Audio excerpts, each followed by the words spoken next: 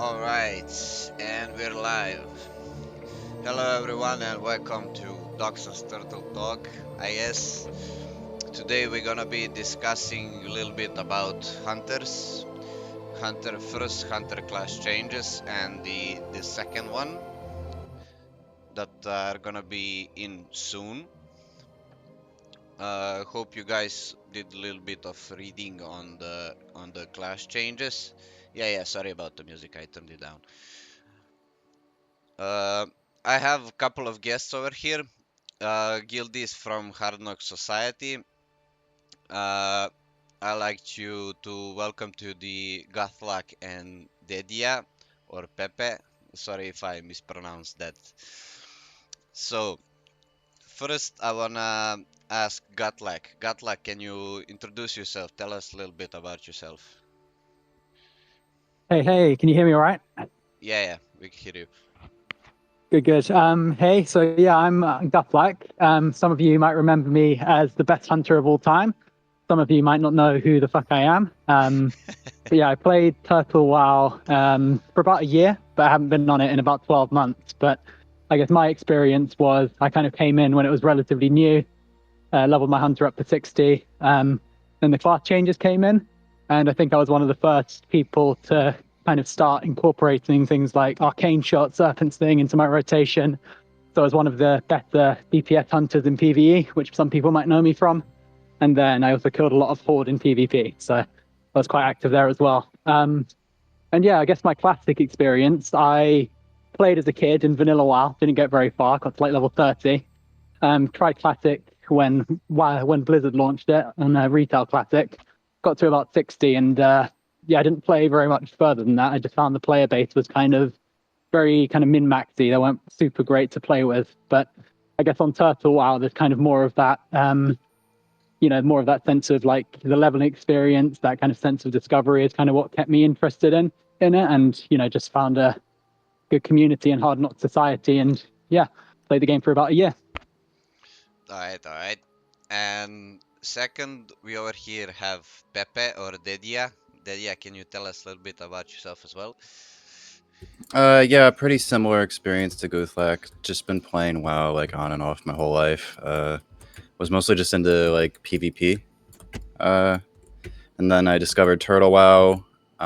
Never really planned on playing here super seriously, but I made a hunter as my first character. And I think the addition of True Shot is probably like what got me to stick around on it. I liked the idea of the first wave of class changes that they did. Um, I like that Hunter was able to actually compete in DPS with other classes. It made it fun and interesting to play. And yeah, that's what got me to stick around for so long. I'm a bit burnt out on Hunter at the moment. Haven't really been playing on it as much. Mostly just playing Warrior, but I'm thinking that I'm probably going to be playing Hunter a lot once CC2 happens. Alright. Do you have did you play Classic by any chance? Classic, no. The last time I took like retail WoW seriously was back in like original TBC when I was a kid. And then once Wrath came out, I pretty much quit playing on official Blizzard servers and would just like casually go play private servers every few years, but never as like consecutively as I have been with Turtle WoW over the last year and a half or so. Yeah, understandable. I So, think I was able to like find a home with Turtle WoW. Uh, I liked it for the same reasons that Guthlac liked it. I liked the very small quality of life changes as well, like tents, and I thought War Mode was a neat addition. I just like the smaller community as well too. It was just easier to meet people and just like have a good experience. I did play a very small amount of Classic, like a month or two at a time. I went and tried like TBC for a month, and I tried Wrath for a month. And yeah, like Guthlac said, it's very min maxy. Like people are just getting boosted all the way to endgame. I don't know. The magic just isn't there in the game. yeah. It's a different type of community. But I guess both of you actually played enough Classic for me to ask you this question. How did you feel like transitioning from Classic to Turtle WoW? I usually am gonna ask in the future this as well because I think these new class changes are gonna be bringing a lot of new players in. And I want to cover that with basically every single class and players from with those classes. So, how did you feel like actually going from the, smooth and savory classic client over to Turtle WoW 1.12 client? Shall I go first? Yeah, you can go first. Well, it's funny that you say the smooth classic client because I actually find it the opposite, especially with Hunter. Oh, So really? there's a lot of things on the classic client. Yeah, there's a lot of things that really annoy me with the classic client, like Feign Death Trap being inconsistent, which is like a huge point for Hunter. Sometimes you just randomly die because your Feign Trap wouldn't work, whereas on Turtle, might be because I live like inside the server. Basically, I have like 3 ping, but Feign Death Trap never failed on me once. Yeah, And there's that things like pets. Yeah, go on. Yeah, that might be a issue of batching, I guess, on classic, and I guess hunters have it the worst with that kind of thing, with when you gotta time your feign death and stuff like that. Yeah, exactly. And also, just pets seem really responsive on Classic. Like, they pretty much glue to your target when you set them on them. Whereas on Turtle, I mean, whereas on Classic, I found they like lag behind and they almost, it's like they're running after where the target was like half a second ago. Again, that might be lag, but I always found that to work really well on Turtle. And then the other big thing that you have on Turtle is you have nameplates. You have nameplates from 40 yards, which when you're a hunter and all you're doing is standing at max range shooting people, it's a huge quality of life thing. Oh So yeah, I yeah, definitely prefer the turtle client. yeah, yeah, that's actually a quite a good point. The nameplates of classic being only like what 20 yards, I think, and over here we have like full range for hunters, 41 yards. Deja, do you want to share your opinion on the Turtle WoW client versus the classic one, or other private servers, I guess, as well? Yeah. So I didn't play Classic long enough to really like get used to the smoothness of the client, I suppose. I've played like other expansions and I got to experience more modern like versions of weak auras and stuff like that. I do miss that. Um, but I don't think it's like anything that's gonna make me go play a different client over it.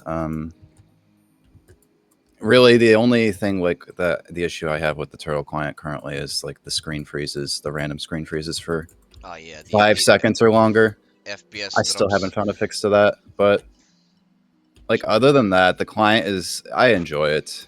It's got its quirkiness to it. Some people describe the 1.12 client as like wrestling a bear Yeah, because even with like all the client mods, like vanilla fixes and vanilla tweaks, like it's just still a little bit janky, but it's like soulful jankiness. Yeah, I guess some things just don't really work with modern hardware, and there's not all that much you can do sometimes. Exactly, yeah. oh, and Yeah, I actually kind of enjoyed, like, I know the vanilla macros and add-ons are really clunky, but they're also super customizable. Like, if you know people that know how to make an add-on, they can pretty much, or they can do things that wouldn't even be possible on the vanilla client, like on the classic client. Sorry, it was getting mixed up. But for example, I had a guy make me like a totem stomping macro. So you would just spam a button, and because of the like an add-on, you could get made custom, your pet would just run after shaman totems and just kill them one by one. And that's something that you could do in like Wrath of the Lich King kind of retail WoW, but they removed that a while ago, and it's just cool to be able to do some of that stuff on the Turtle WoW client. Yeah, I actually remember having that macro back in like original TBC on my Warlock, and it even had like priority, like it would kill Grounding Totem first, and it would go through the list of like priority of totems to kill. I I agree. Yeah, and we've like been able to improve macros too so much over like the last 6 months with the addition of the Super WoW client. Like the API functionality of macros has just been extended like so much, and we're able to do things now with macros that we weren't able to do like 6 months ago, and I think that's really cool too. Yeah, also I've heard from some of my friends and guildies that actually played PvP a little bit more consistently. Like there's also an issue with how customizable the macros can be on this old client. So apparently there are people in PvP that have customized their macros. So for example, if you're playing a mage and you macro your, for example, frostbolt, you can macro in as well. If your target starts casting something, the macro that you spam actually stops casting frostbolt at the same moment and instantly counterspells the target. I saw that. Yeah, That's I hilarious. actually I love that. I saw that that was an addition with like the new Roid macros version. Yep. And yeah, personally, I'm not a big fan of that. I think adding functionality like that to macro add-ons is going to like it's just going to go too far, Yeah, I mean, and it's, we're going to I guess get all of the privileges taken away. yep. the way I see it is this because there's no like, or maybe they've added it since I played, but there's no competitive arena. So all this is really benefiting is like the 0.1% of players who are actually going to look into this and set up their macros. So I say like just let people have fun with that kind of stuff on this kind of casual like RP server is kind of the way I see it. I mean, I guess you could say that have people let people have fun, but I don't know. Personally, I think that breaks the actual point of kind of cheating, not gonna lie, man. Like you can react like 0.1 second with counterspell just because of that macro. But I don't Yeah, know.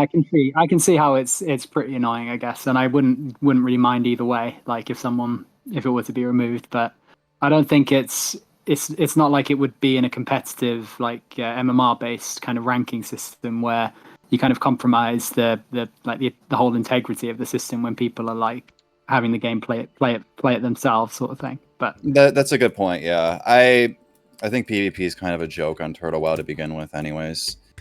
So yeah, I think your exactly, I point mean, is very valid. if warlocks can kill me in a death coil, I don't see an issue with mages like counterspelling and having Ac- that be a bit more automated. I'm Actually, just actually true, yeah. I'm not a fan of macros that play the game for you. Like if you have a macro that makes it so you have to push less buttons on your keyboard, I'm generally against it. Yeah, one button warrior rotation macro, dude. Don't you know all the top warriors use it? Don't get me started. Mm. I'm I just remember joking. back when you were playing, when I was playing, you guys were all bragging about how many buttons you have to press. So now I know your secret. I'm just joking. I'm just joking. Okay, so the next question I wanna ask is kind of pointed towards more to Daedyia instead of Guthlac because I wanna ask question: how does lag interfere with Hunter gameplay and timing your shots? And Guthlac, you have the privilege of being from UK and you play on 1 ms ping, dude. Oh yeah, the server is in my fridge, so I can't really comment there. Yeah. So Pepe, do you have anything to say? Like, what's your ping like? You come from NA, right? Yeah, I'm East Coast NA, so I get like a constant 90 to 95 ms. It could be a lot worse, to be honest with you. Like I think 90 to 95 ms is very playable. Really, it only bothers me sometimes if I have like quick shots and rapid fire up. Other than that, it's very playable and manageable. Yeah, yeah. I do think it's a lot worse playing with like 150 ping or higher though. Like I just because my experience with 90 ping is good doesn't mean that like the dude who lives on the west coast with 150 ping or 200 ping is having a great time playing Hunter. No, yeah, definitely. And I think hunters are like suffer most from the lag issue since you have to time like every single shot that you fire. And as, Yeah, and yeah, like you said, especially when you get both the quick shots and when you proc your rapid fire as well, man. Those shots kind of go fast. All right, so next question I want to ask as well is the first class changes. How did you like the changes that are already in? like the changes that we are currently playing with on Turtle WoW. Pepe, can you go first? Yeah, I kind of already like mentioned it briefly in my introduction, but yeah, I thought the first wave of class changes was really good. Like I loved the addition of Hunter True Shot. I loved, like mage tables, oranges, warlock soul elves. God, what else is there? The Warrior intervene. Like all of these things are really cool additions. They're like small. They don't change the game too much, but they yeah, they make more interesting. they keep the vanilla feeling, meanwhile giving you the quality of life changes. Yeah, yeah. I think the changes were pretty good to begin with, and I really liked. Actually, I'm not going to go into this because this is a later question that you're going to ask. Okay. Gatla, can you tell us a little bit about your opinion? How do you like the first class changes? Yeah, I mean, similarly, I really like True Shot. I think it's like a perfect addition that kind of makes Hunter like its own class, really. Like before, it was just kind of a mediocre DPS, didn't really excel in anything except for, I guess, pulling. And then they added True Shot, and then Hunter's kind of suddenly competing with rogues and mages, and is almost able to top the DPS meters in PVE. So I think True Shot was a really good change. I guess one thing that I kind of like and kind of don't like about True Shot is that in some ways it makes your rotation more complicated, because if you're doing stuff like weaving in arcane shots and serpent sting, which adds quite a lot to the skill cap and is quite good, but that's only possible when you have like tier 3 gear, like for the infinite mana, when you've got a slow crossbow like the one from KT or BWL. So it really only makes Hunter more interesting when you have a lot of gear. And for a lot of people, they kind of lost they lost things like aimed shot from their rotation, which I think they kind of missed, and they only had True Shot to replace it, which I think some people don't enjoy very much. So I think in terms of play style, it's kind of good and bad, but it's good when you have all the gear. So yeah, that's kind of the ranged hunter. They also did kind of try to make BM and melee hunter a bit more viable in that patch. They added things like aspect of the wolf, which I don't think really addressed the issues that melee hunter had, which is really just that it kind of has nothing. It has hamstring and heroic strike, and that's kind of it. And then aspect of the wolf turns off all of your other abilities. So it was that was kind of a flop, I would say. And then they also added things like improved Eyes of the Beast to try and make BM more viable. And I don't think that really worked as well, because you don't really use Eyes of the Beast for damage. So I don't think that change was very well considered either. So kind of a mixed bag, but Ranged Hunter was way more fun for me. So overall, I'm happy with that. Oh yeah. So interestingly that you said about the hunter rotation and weaving in serpent sting, arcane shot, and multi shot. That's kinda interesting way of playing a hunter as well, because the weapon that you have, the ranged weapon, actually determines your rotation. For example, the actual first weapon that you're gonna use is Rockdelar, the epic bow from Hunter Quest in Molten Core. Is 2.9 speed, right? 2.9 speed, and with that weapon you kinda have to use one-to-one rotation, such as steady shot into multi-shot, then steady shot into auto shot, steady shot into multi-shot, and stuff like that. But like with later upgrades, like from BWL crossbow, the crossbow from KT Slavemaker, and the gun as well from Uru that got buffed on Total WoW, you can kind of dip into the weaving more and extra shots that you can go through if you have mana, of course, for it, because that rotation kind of gets mana expensive, as Guthlac said as well. Yeah, I think like 3.1 or 3.2 is like the perfect weapon speed. Slower than that is ideal. You just get to push more buttons. I don't know. Yeah, I do And think it is a Ashikul super is fun. Yeah, for, It is for a super fun rotation once you have all the pieces. But yeah, when you don't, it's kind of a bit boring, I think. yeah, yeah. for me personally, like some of the people would prefer KT bow to be a little bit faster, I guess. I know Quez mentioned it, like he would think 3.0 would be the perfect speed, but I kind of like it to be a little bit slower just because it kind of gives you safety window if you lag for a fraction of a second, if you get FPS drop that is often on this server, like you don't fuck up your rotation all that much. Well, that's the Yeah, it gives you a thing bit of too. leeway. Like, Quesme is the one designing the new hunter weapons too, and the new weapon for Biss is going to be what, like 3.0, something like that. And I think it's interesting how Quesme also doesn't weave Arcane Shot or Serpent Sting ever. So Yeah, it's convenient for him, but it's not so convenient for other hunters. yeah, Might as well name it the Quesme bow. yeah. Quest me, Pretty bro. much, yeah. All right, all right, all right. So, all right, let's see. The next question also. What do you think about? I don't know if you guys actually raided over here on Turtle WoW when the World Buff era was active. And what do you think about World Buffs getting disabled? And what do you think about World Buffs versus the blessings and totems for hunters? Guthlac, can you go first? Yeah, I did play with wild buffs, and wild buffs when you're a hunter are kind of nice, especially when you're progressing, because the whole raid dies except for you with feign death, and you get to carry on with your wild buffs and just top the DPS meters. So in that aspect, it's pretty fun.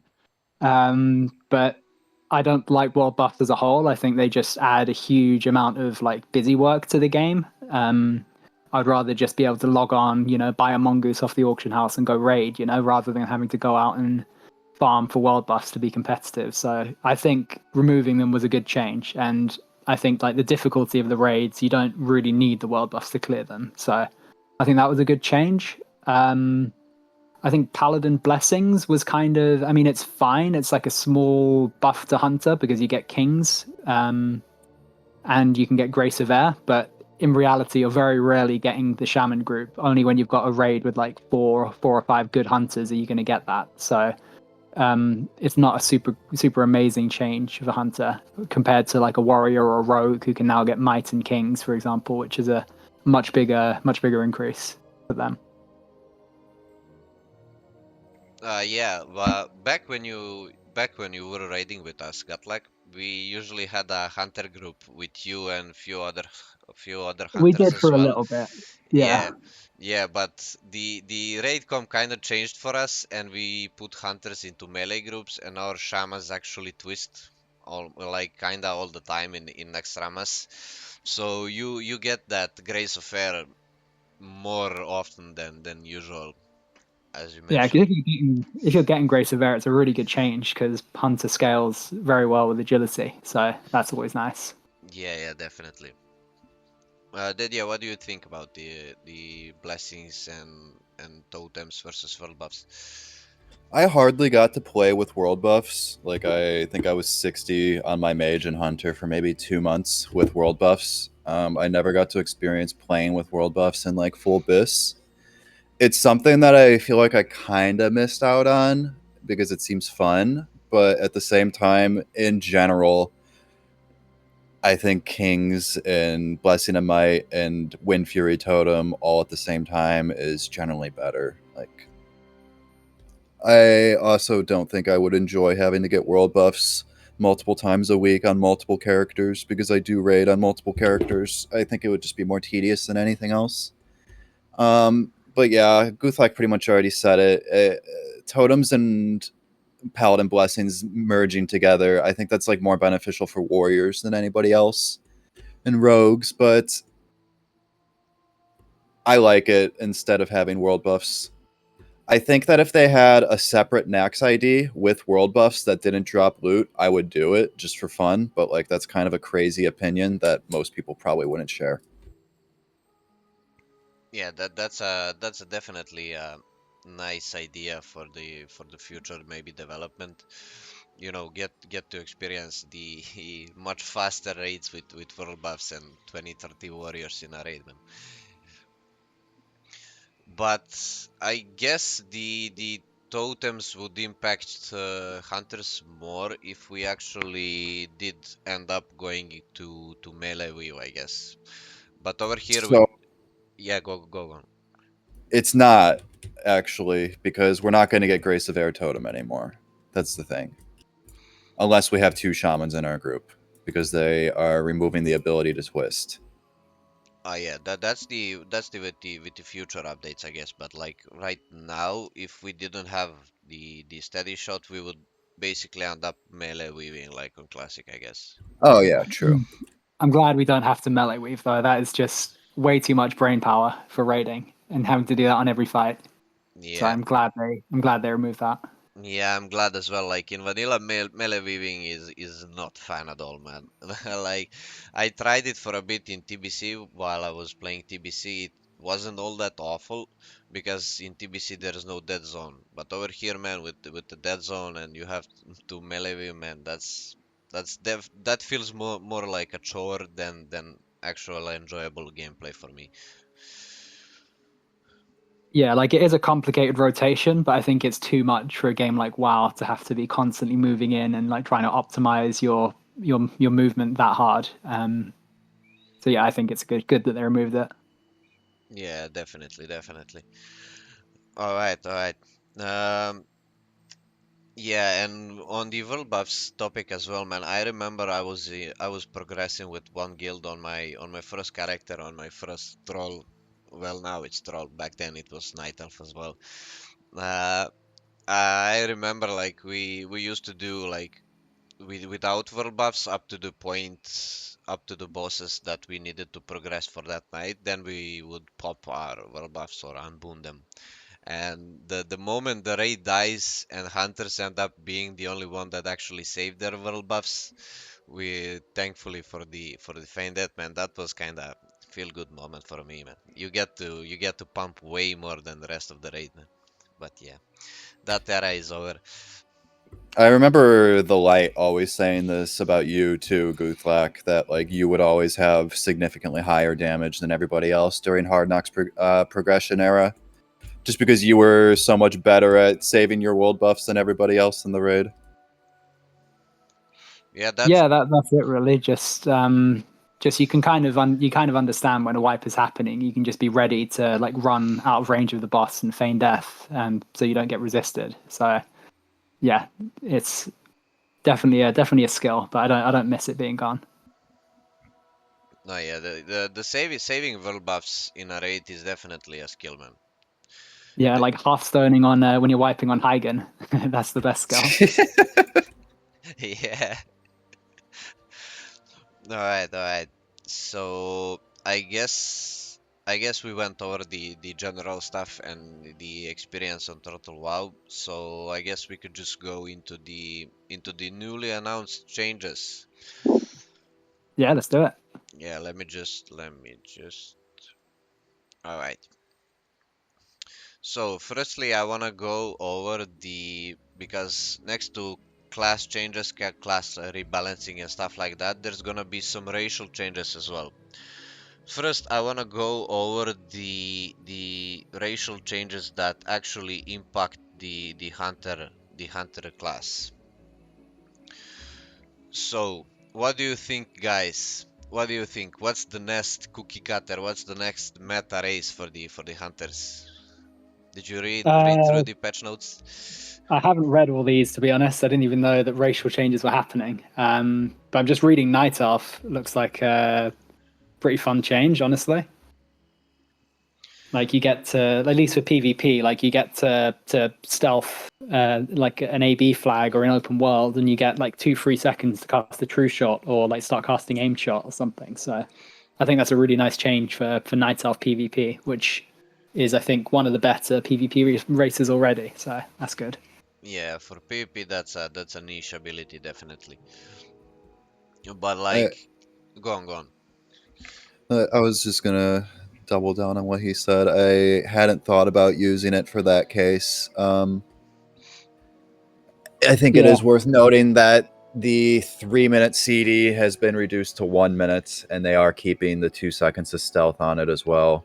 So that's that's kind of going to cool. be a really good ability. And one thing you can do as well, if you want to like really be fancy, is you can feign death, stealth in combat, and then you essentially get like 2 free seconds where you can't be hit, sort of like a vanish, like kind of rogue vanish, and you can just keep hitting people during that. So that'll be, I think, That's actually a pretty big buff. That's pretty significant for a racial. Yeah, it's gonna be interesting to see how it works exactly. Like, is it gonna be like a stealth where, like, I think it was later expansions where rogues got that talent where they would stay in stealth for like 2 or 3 seconds after they opened on somebody. Is it going to be like that, or is it going to be a stealth that somebody can see you in and somebody can knock you out of? Because if it's the latter, then I'm also thinking, like, I'm worried that maybe beginning to start a cast will also remove you from the stealth. It's true. It really depends on what removes the stealth, but I Yeah. think it's if it doesn't work on cast, then it's a lot less good. But it's not it's not a terrible nerf or anything. I don't think. It's going to be like, it kind of sucks for some very niche use cases, like, I don't know, like trying to solo farm as a hunter and you need to sit in shadow meld for your feign death to come off cooldown or something. It's going to be annoying for that, but Yeah, it means you have to sit and feign death for a lot longer for it to come off CD. yeah. And then there's like 1% movement and casting speed. I don't know what that is going to do really. Like, if it stacks with like the boots movement speed enchant, then it's it's better than not having it, I guess. But it's not really anything to. Unlike other similar movement speed increasing effects, the movement speed granted by this racial additively stacks with other movement speed increasing effects. That's cool, actually. Yeah, we'll be running 1% cool. faster than other people in PvP. Yeah, so if you're being chased by a warrior, just like hold W for about 2 minutes and you'll get out of range. Yeah, definitely. What do you guys actually think about the new human? Because on Turtle WoW you could actually play a human hunter as well. You get 2% increased physical and spell critical chance for like 20 seconds. It's better than nothing, I guess. It's like a very small buff that you'll pop along with your trinkets, and it's probably slightly better overall than like the Night Elf quickness, for example. But again, it's so small that only like the biggest min maxers are gonna take this into account for their race choice. I think for the most part, you can just kind of play what you like, and you won't have a big loss either way on DPS between Night Elf and human. Yeah, I agree. Yeah, and interesting change also that happened is to high elves. They get new racial swiftness of the rangers, agility increased by 2%. Do you think this is gonna impact like by much hunters? Because I know hunters stack agility, and that number actually goes to some crazy amounts, man, as well. Like if you spec into lightning reflexes as a survival hunter, man, you could actually pump that number quite a bit. Yeah, I think on my hunter I had maybe like 600 plus in like bisque gear and buffs and everything. That would give you like an extra 12 agility, which I don't think that's that great. It's almost like it's not that much better than like the Night Elf base agility advantage over like Tauren, for example. So yeah, I don't think this is much of anything either. I think it's, yeah, I don't really think it's much at all. Unbuffed, I have 535 agility, so that's like a buff of literally like 10 or 11 agi for me. I don't think it's anything to write home about. I think that just the high elf bow animations and crossbow animations are enough to make me never want to play a high elf hunter to begin with. Ah, yeah, dude, those animations are awful, man. Awful for hunters. Yeah, they should consider buffing those animations. Yeah, like with the later retail expansions where they actually changed how blood elves, I guess, shoot their bows and crossbows. I like that, but like this old style, I don't like it. I don't like it at all, man. I'm glad we can agree on that one. Yeah, definitely. Interesting change also happened as well over to the horde side, man. I think the blood fury is gonna impact the ranged attack power as well now on. Oh yeah, if they make it affect ranged attack power, that's gonna be Biz Hunter race, like 100%. That's just an extra trinket that you'll have, basically. An extra trinket, and like later on when we go into one wild idea over on Turtle WoW, melee hunters, orc melee hunters are gonna have it good, dude. They're gonna have both attack power scaling, and with the change that Blood Fury gives spell power as well now, they're gonna give spell power next to like some other stuff. Also, Orc has a baseline of what, 5% increased pet damage, which They do, yeah. yeah, That's which it, pretty big, yeah. If your pet's doing a good amount of damage, which it might with the new BM. yeah, definitely, definitely. Like for now, as a marksmanship hunters, pets don't really do that much of damage, but I guess damage increase is still a damage increase, dude. Yeah, and can I just say I'm glad they nerfed the stun resist because that's like the most obnoxious thing you can play against in PvP. Yeah, based alliance player, man. Yeah, man. Well, I mean, I don't have that many stuns like as a hunter, right? But it's still just super annoying. Like Yeah, just losing because you got your cheap shot resisted is just annoying. I'm yeah, glad yeah. they're nerfing that. But I don't know. I don't know. Maybe just have lowered down the effects like on stun instead of making it 50% less of a duration. But I don't know. I don't know. What's Yeah, it's increasing your chance to resist stunner. Well, I don't quite understand what that means. Like, reduces the duration by 15. Oh, instead of. Okay, so it doesn't have the stun resist anymore. Now it only reduces duration, which is a good change. Like, it's still pretty good. Like, that's like another second or something less. You'll be sitting in a kidney shot or a hammer of justice. So it's still a good ratio, but it's not. It's It's not like not game broken. breaking.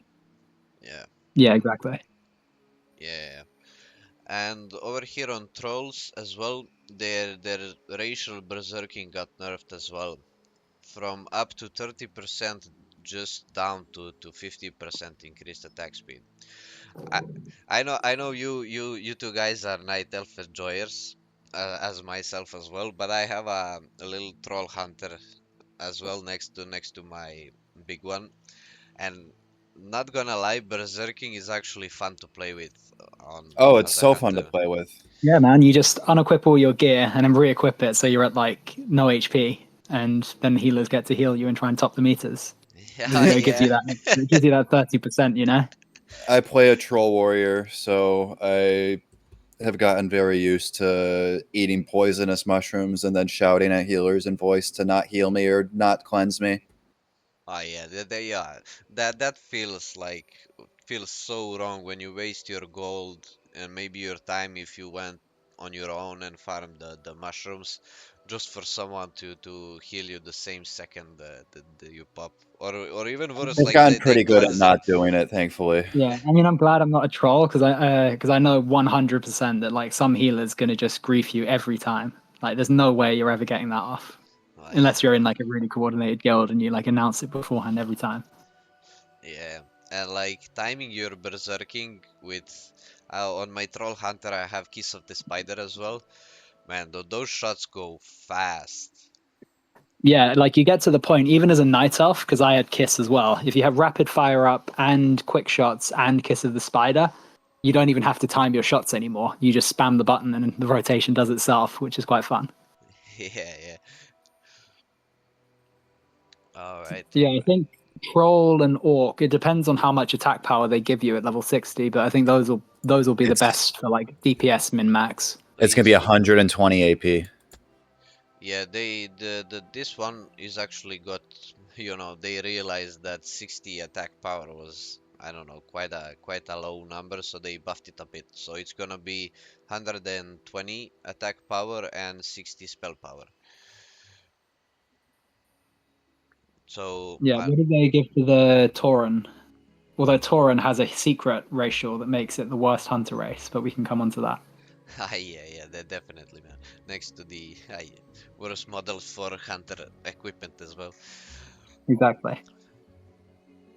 So Forsaken, I don't think like Forsaken is it. It basically brings nothing to PvE scene. It's not gonna bring anything to PvP as well with these changes. I don't know.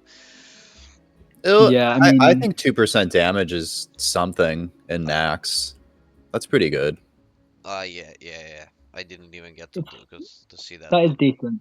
It might be comparable to like the troll or the orc, just a 2% flat damage increase. So there's maybe something there. I don't think undead is that great for PvP for hunter, just because like priests are never, or they should never be fearing you unless you're a melee hunter, I guess. And warlocks, you can avoid a lot of their fears with like scattershot and feign death and stuff. So I don't think it's super great race for hunter.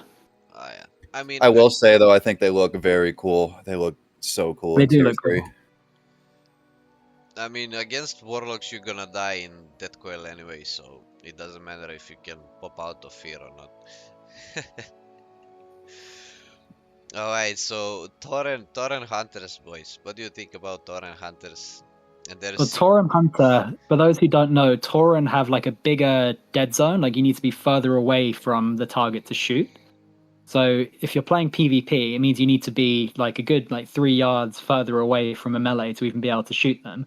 And if you're playing PvP, it means you need to stack further away from bosses like Thaddeus. And it just it's not good to have to stand further away to be able to use your shots as a hunter. So I think Tauren is by far the worst race. Like you would be better having no racials than playing a Tauren. That's how bad it is.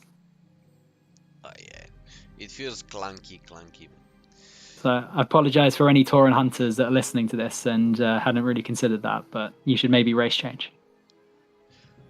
Yeah, I mean it maybe has its own niche in PvP because you still get like you can go further away than other races as well next to that. But like the larger dead zone definitely feels awful for hunters.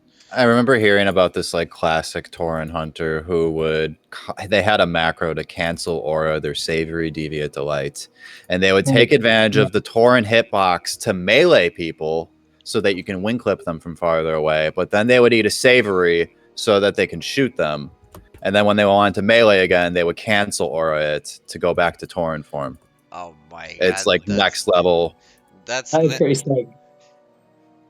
that's like some next level of sweating it, dude. I like at that point if I see you popping savory the light like 10 times in a row, man, just win the duel, man. Just win the duel. That Yeah. is true, though. You can also, if you don't like the increased hitbox in PvP or even PvE, you can just pop like a transformation food, and then that gets around it. So if that's kind of a problem, you can always do that, I guess, as a Tauren. Oh yeah. And over here on goblins as well, man. As a goblin, you get a nice little sprint ability, man. I guess it's kind of good. Okay, for PvP mostly. I don't think how this impacts in PvE or in raiding scene. What do you think? Would you ever make a goblin hunter, boys? Or wait, Probably not, to be honest with you. But that's more so because of I don't like the way goblins look on Turtle WoW.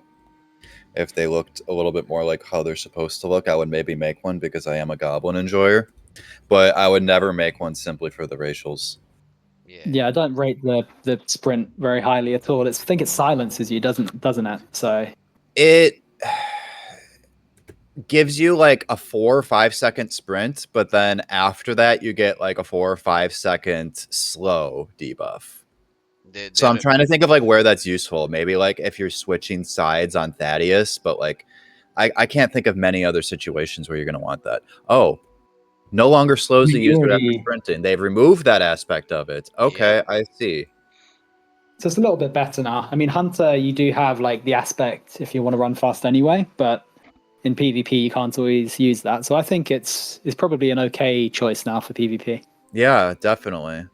All right. I think we went over it with the racials.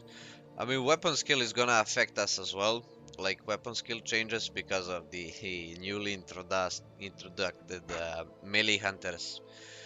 But yeah, we still yet have to see what they're gonna do with weapon skills and like custom items that they're gonna put in to get more weapon skills as well. Yeah, it's gonna be nice for ranged hunter too because of like the addition of weapon skill books. Every 5 points of weapon skill that we get now is gonna be equivalent to 1% hit. So that's just hit that we can drop on our gear if we have the luxury of taking it off and putting on pieces with higher stats. Yeah, and they basically lowered the requirements for hit chance by 1%, so you would need 8% now instead of 9. That's gonna be a nice change as well, man. Yeah, I think hunters, like, because you get the 1% hit from the ZG enchants, I think you tend to just kind of cap hit automatically unless they've added a lot of new gear since I played. So I don't think this change really impacts hunters that much. Maybe at like lower gear it's nice. The only thing that I can think of immediately is it's going to allow you to wear KT neck and you won't have to wear Iblis. You can continue wearing the AQ20 agility axe. So that's kind of nice, but that's like just super minor. Yeah, it definitely opens up more customizable itemization, I would guess. Yeah, like also you don't have to wait on that low tab ring as well, man, for that 1% hit. Yeah, yes, exactly. That You, ring that you never can wear the drops. KT neck immediately Yeah. if you have it. Okay, okay. I think we went over all the racial changes. Yeah.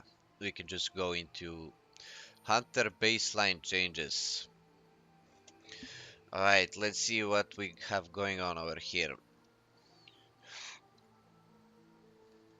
This is the stable master change is actually quite nice quality of life change. We're gonna have 2 extra stable slots. What do you think about that, boys? You're gonna have more pets available.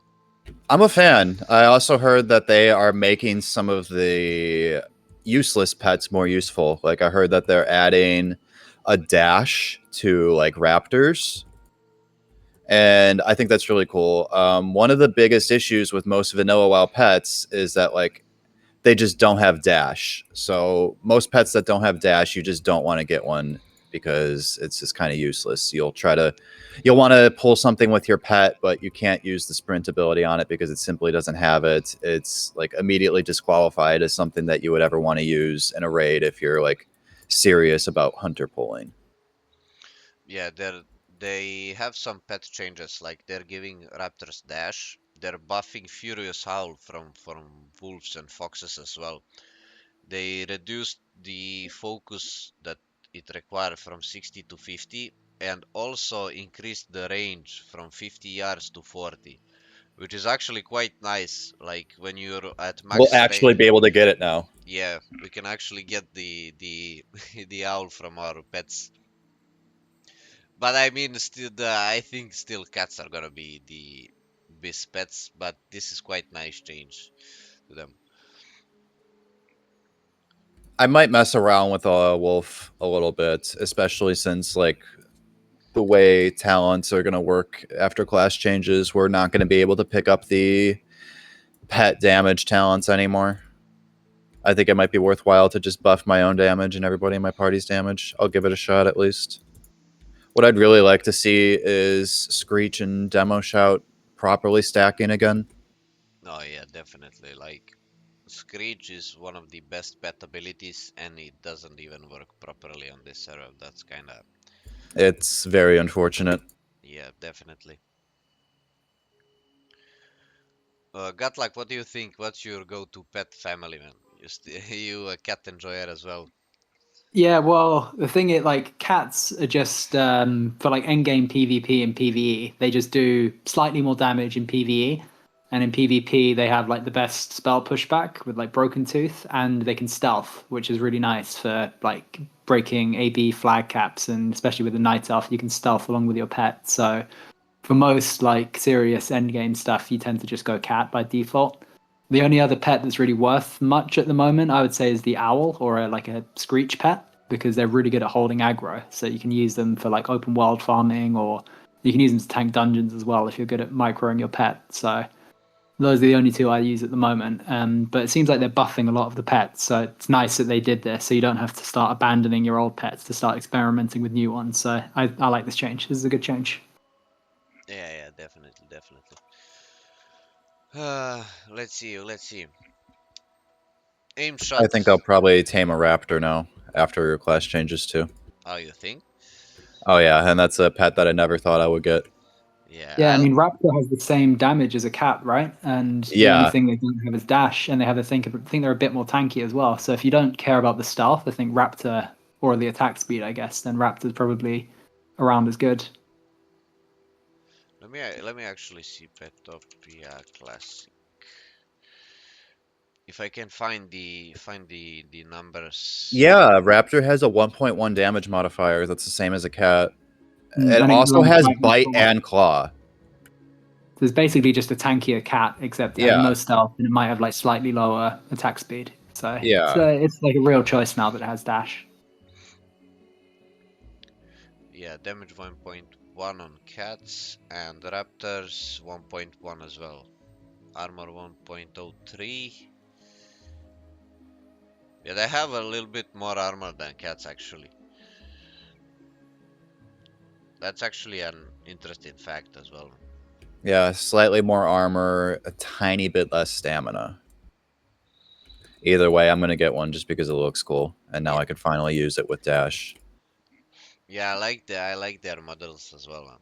Raptors look cool, especially the black ones. I don't know, I like those.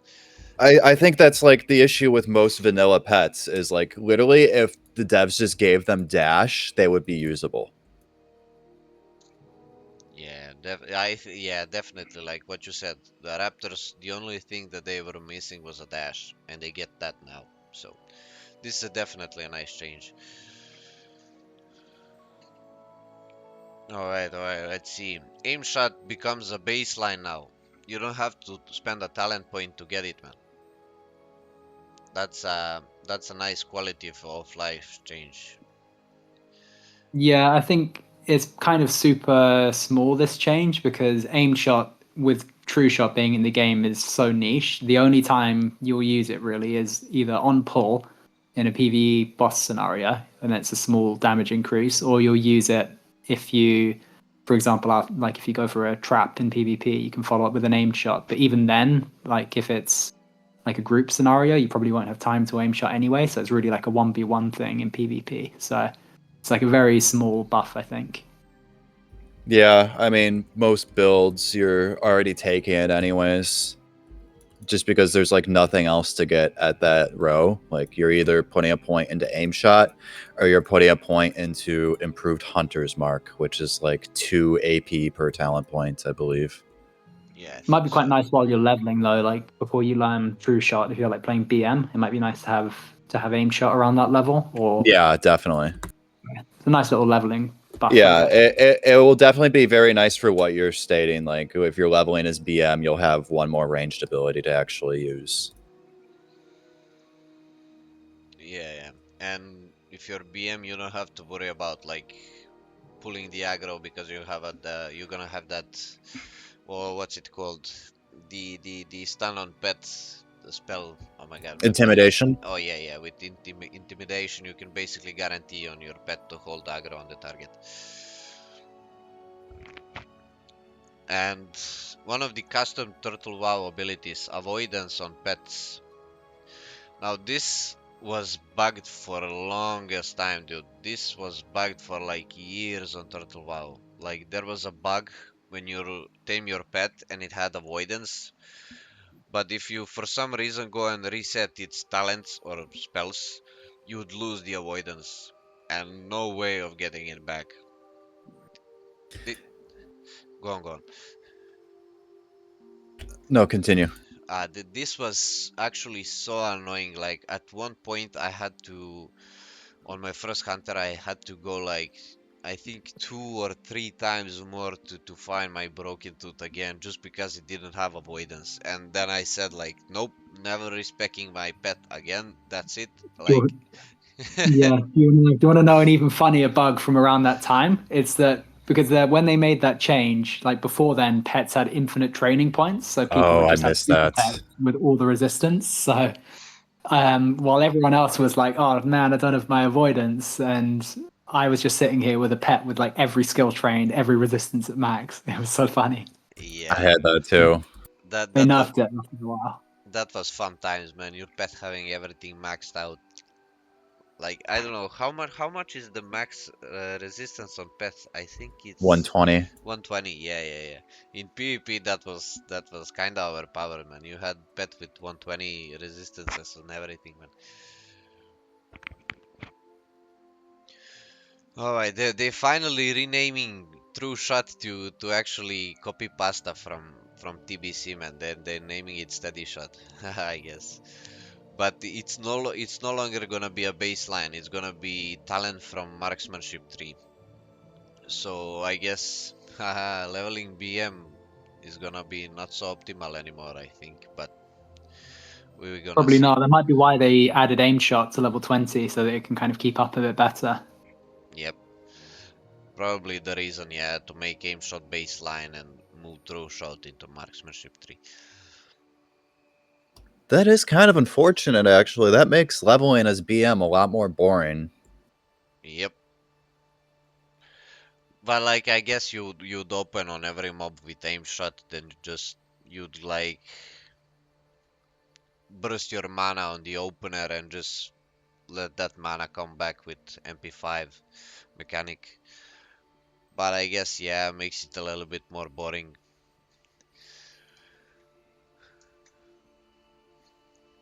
Alright, alright. Aspect of the wolf. Yeah, this was, I don't know which level would you did you have this to be like available for training at. I think it was, I think it's like 30. yeah, 30 something. And You it get it pretty early, and it's 150 attack power on the first rank. So it's like, it's really good when you first get it if you want to do the melee hunter thing.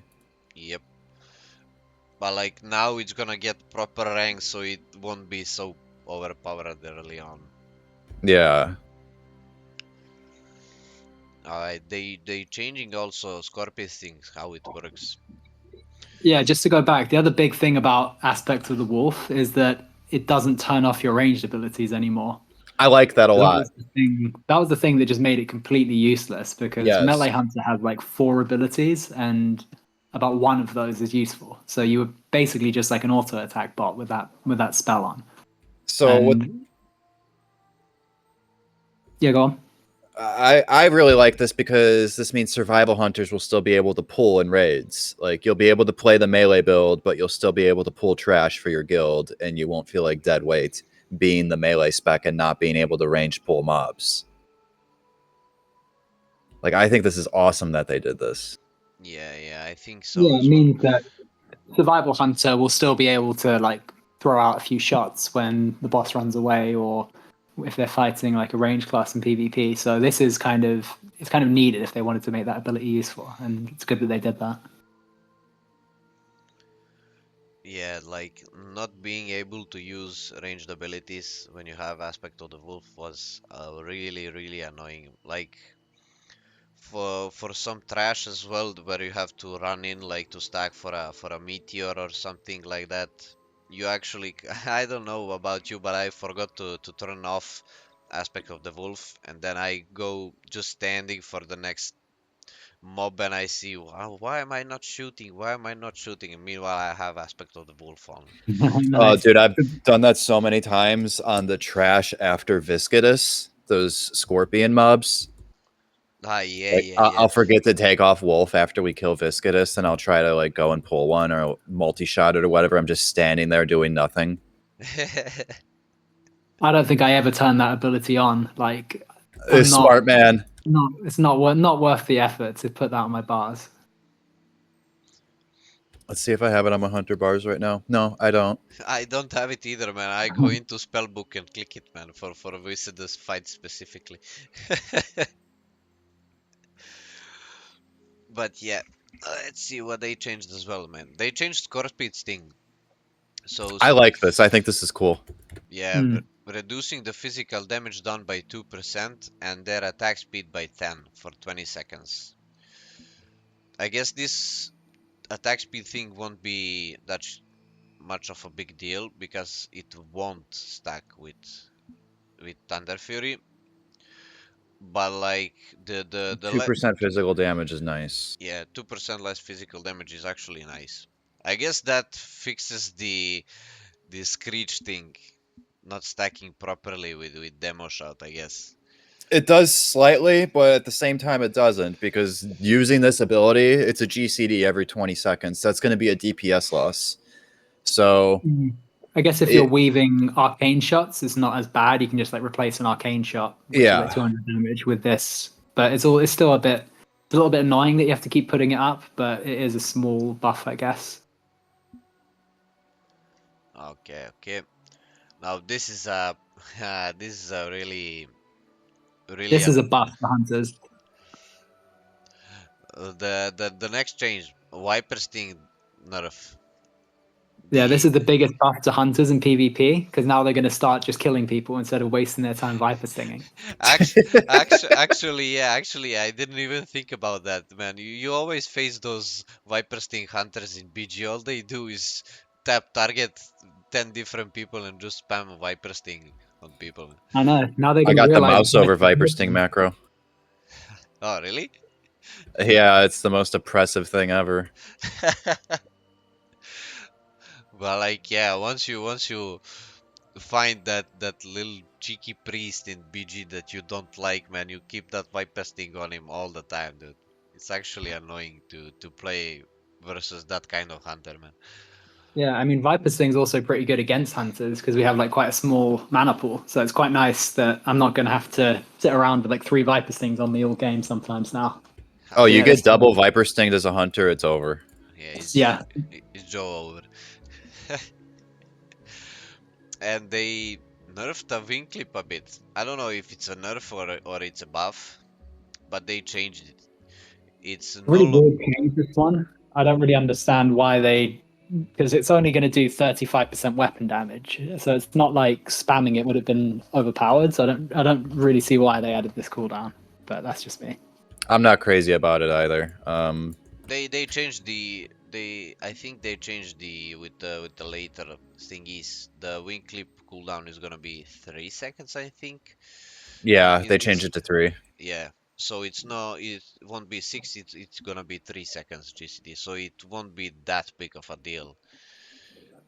In PvP, it's gonna suck. You get a wing clip dodged or parried, that can just mean that you're just gonna die in that fight instead of, you know, being able to cast it a second time and have it actually go off. But at the same time, like they improved wing clip from the survival tree. Now it's 40% now, yeah. 40% to actually root the target, man. That's actually that is big, yeah. That's actually a big buff for the talent. And they changed it from 5 talents to 3 talent points too. Yep. So yeah, this is probably overall a buff if you were taking improved wing clip, because I think before it was like 25%, but you could spam it. But I think just having that higher chance to get it on the first go makes it a bit better. I think you know what, maybe this is probably a good thing actually. Because in my other PvP build, I would normally max out entrapment, and then I would put 2 into improved wing clip, and that 2 talent points is just 8% chance to proc it. Yeah, I don't think it's that bad. I don't think it's a big change either way though, because like really what you need to rely on as a hunter is your long range, and if you're relying on getting wing clip procs, you're probably going to be fucked anyway, so it's not really worth it. But it might be nice as a melee hunter actually to be able to like root like a mage or something. Yeah, and I don't know, we're gonna have to see. Like, I don't have like melee hunter build yet itemized, but how much is gonna be actually 35% weapon damage as a two-hander melee hunter? Yeah, it's really hard to say because they added like a big scaling talent as well, which we'll see later on. Yeah.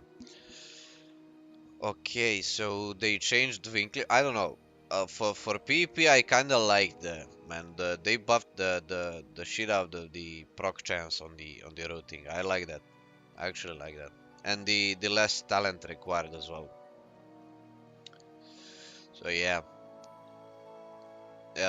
Next spell, baseline spell that they changed is Mungus Bite. No longer requires you to dodge to use it, and now deals 60% weapon damage, in addition to its current flat damage, and resets your auto swing timer. What do you think about this, boys? I think this is a really good change. Like Mongoose Bite was the other ability I never even bound because it did, I think, 100 damage and it didn't scale at max level, so it was just completely useless. But now with the reset of your auto attack timer, it's gonna hit pretty hard if you do like a Raptor Strike into Mongoose Bite back to back. That's like 2 auto attacks back to back with like damage boosts. So they turned it from completely useless to a pretty decent like melee, just kind of part of your rotation. I also like that they had it reset your auto attack timer. It's kind of keeping with the theme of hunters, like timing their attacks, similar to how you time your shots. So I think it fits quite well with like the theme of the hunter. Yeah, definitely. Yeah, I couldn't have said it better myself. I agree with all of that. I think it's going to be really fun to use this and just executing melee rotation. I think it's going to be probably as high skill or possibly even higher than current marksman hunter. I think it's gonna be Timing your higher. abilities. I think the skill ceiling is probably gonna be a bit higher because you're still a melee. Then you need to avoid all the mechanics and deal with being a melee, like for cleaves and stuff like that, man. Instead of Yeah, just or maybe it'll be the highest skill cap, and melee weaving with Raptor Strike and Mongoose Bite will come back. yeah, maybe. All right. And yeah, and when you said it yourself, you didn't even like keybind Mungus Bite. I didn't even keybind it myself, like separate keybind, but I had like one macro called melee that had like slash cast Raptor Strike slash cast Mungus Bite. But yeah, the Yeah, damage I on it, wouldn't. the damage on it was quite low, but it's still additional damage that was there. And yeah, Honestly, and I wouldn't want to use it by mistake, just because it would like waste the global cooldown that I might have wanted to use on like scatter shot or something. I So think I it's would. off the GCD, isn't it? yeah, it was off No, I don't GCD. think so. Was it? Oh damn! Then I'm just stupid. So ignore me. Also, that macro had one more line called cast counterattack, but F counterattack, boys. That got removed. Yeah, that's unfortunate. That's a really fun PvP ability. Usually, like my PvP build would be 30 into marks. I wouldn't pick up True Shot Aura, and then I would go 21 into serve, and I would get counterattack. Yeah, same for me as well. Alright, I think we went over all the baseline changes. We can go now a little bit deeper into the talent trees and changes into each tree. Alright, so first one is Beastmastery. They buffed Beastmastery quite nice. They gave it now proper scaling, and we're gonna see how. So first talent that they actually changed is Swift Aspects. They merged the improved aspect of the hawk and improved the aspect of the wolf, I guess. And they kind of changed the math behind it.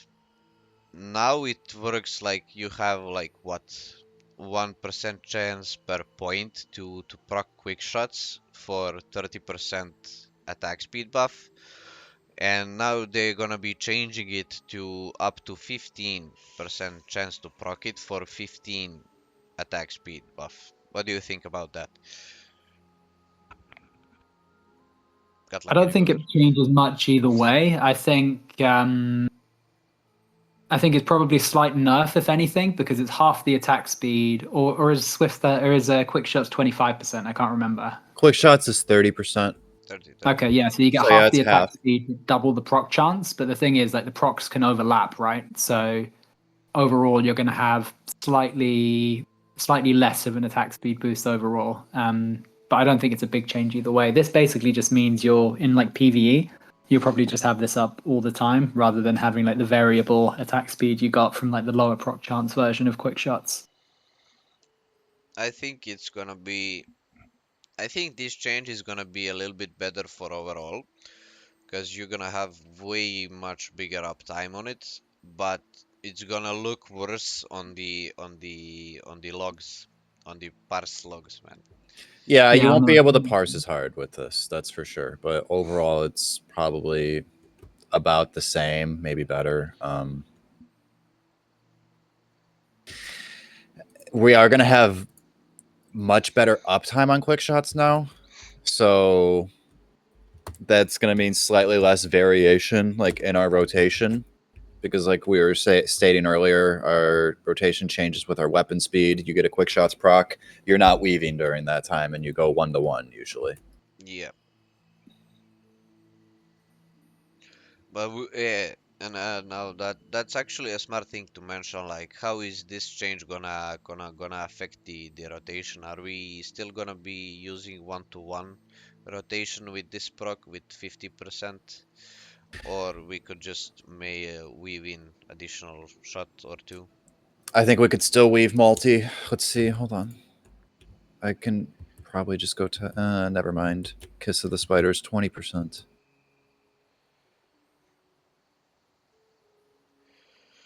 All right. The next talent that they changed is in Beastmastery is endurance changing.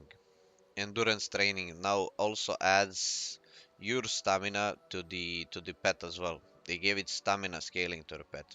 This is quite nice change.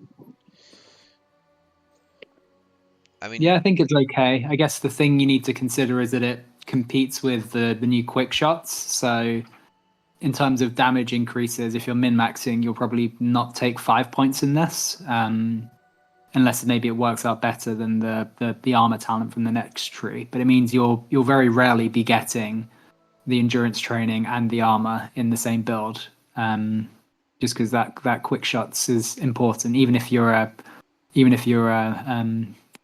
Beastmastery hunter, you still want to get the quick shots. yeah, it's gonna be nice for some gold farming specs, I guess, because I usually take, like, if I go into Darmal Tribute or some other hunter niche farms where my pet buys me time to do my rotations and stuff.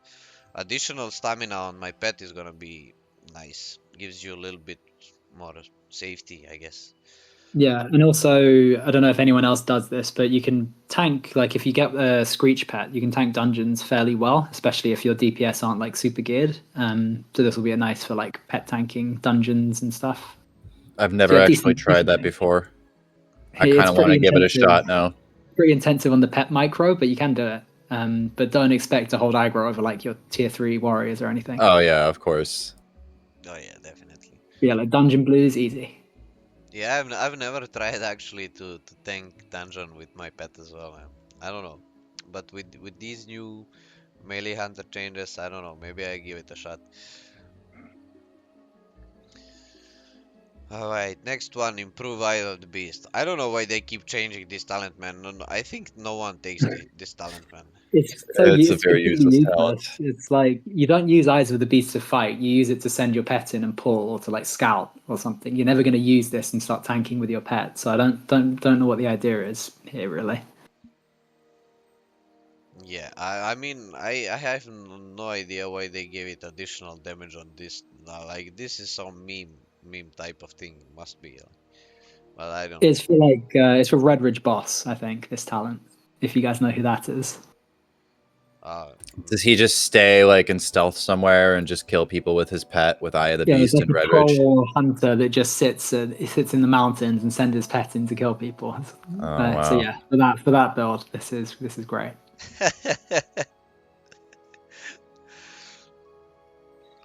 No, right. Next one, improved aspect of the monkey, renamed to improved primal aspects. Now requires 3 points instead of 5. That's a really nice change. And the dodge on it increased from up to 5 to up to 6. And now also heals you for the damage, while the aspect of the wolf is active. This is a nice change, I guess. It's gonna be a really nice pickup for melee hunter. Yeah. Yeah, definitely. Like healing for the percent of the damage you deal is gonna give you a little bit more survivability in raids, I guess. But for open world farming, I guess, and for PvP, this is gonna feel nice, I think. Yeah, it's pretty, like, if you think about doing, let's say you're doing 1k DPS or something in PvE, then that's another 60 health per second, which will help offset a lot of just cleave and AoE that goes on. So yeah, this is pretty nice. In PvP, probably less so, because you don't, you can't just sit on people and do your PvE rotation as much, but it's still better than nothing. Yeah, definitely. Alright, the next one that got changed is thick hide as well. So thick hide is same as endurance training, gonna be scaling for your pet now.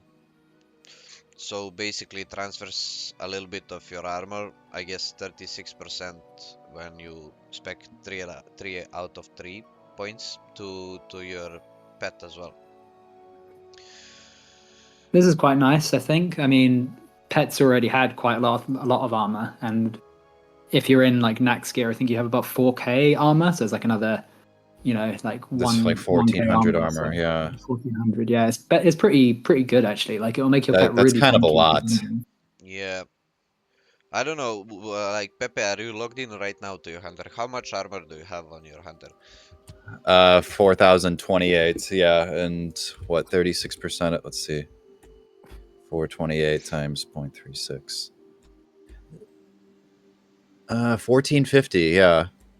It's almost like And that's one. on top Yeah. of the already on top of the 36% as well. No, the 30% rather. So you're going to get 30%, if I'm reading that right, of that increased armor as well. So that's even more than the 1400. Yeah, it's going to be quite a bit. Yeah, it's definitely gonna be beefy pets. Definitely. Alright, new talent, elusiveness. Adds 20 or 40% of your resistances to the resistances of your pet and increases the dodge chance of your pet. I think this is pretty useless. I don't see any situation where you're going to pick this up. Like, we hardly have any resistance at max level on our gear, like in full bis, even with buffs. It's very little. I think you might want to grab this if you're doing some very, very niche situation where you need your pet to like tank a mob. I don't know. I don't see myself ever picking this up. Yeah, Yeah, I would say the same. The only time you might is if you have like a respec device and you want to swap this in for like Saffron or something, just to make your pet last a bit longer. Yeah. But yeah, I don't see this being very worth it. Yeah, this feels like basically like, yeah, hunter pet tanking dungeons talent type of thing. Yeah, even then you probably wouldn't take resistance, so maybe not great. All right. Bestial Swift. Oh yeah, they removed improved aspect of the cheetah and they integrated it into bestial swiftness. So basically, That's quite good awesome. actually. Yeah, because you would if you were specking BM, it's really nice to get that extra 6% move speed while you're leveling and like in PvP and stuff like that. So it's just a nice little movement speed boost.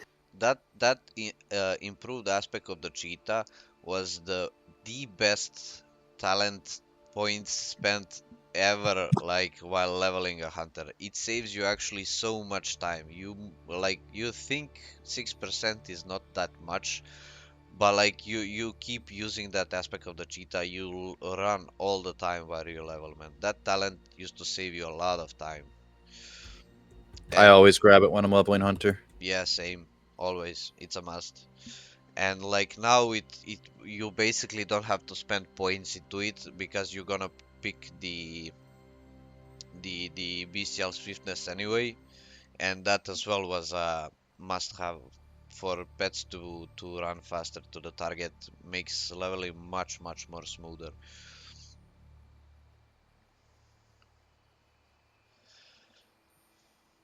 And that talent also increases the attack speed of the pets.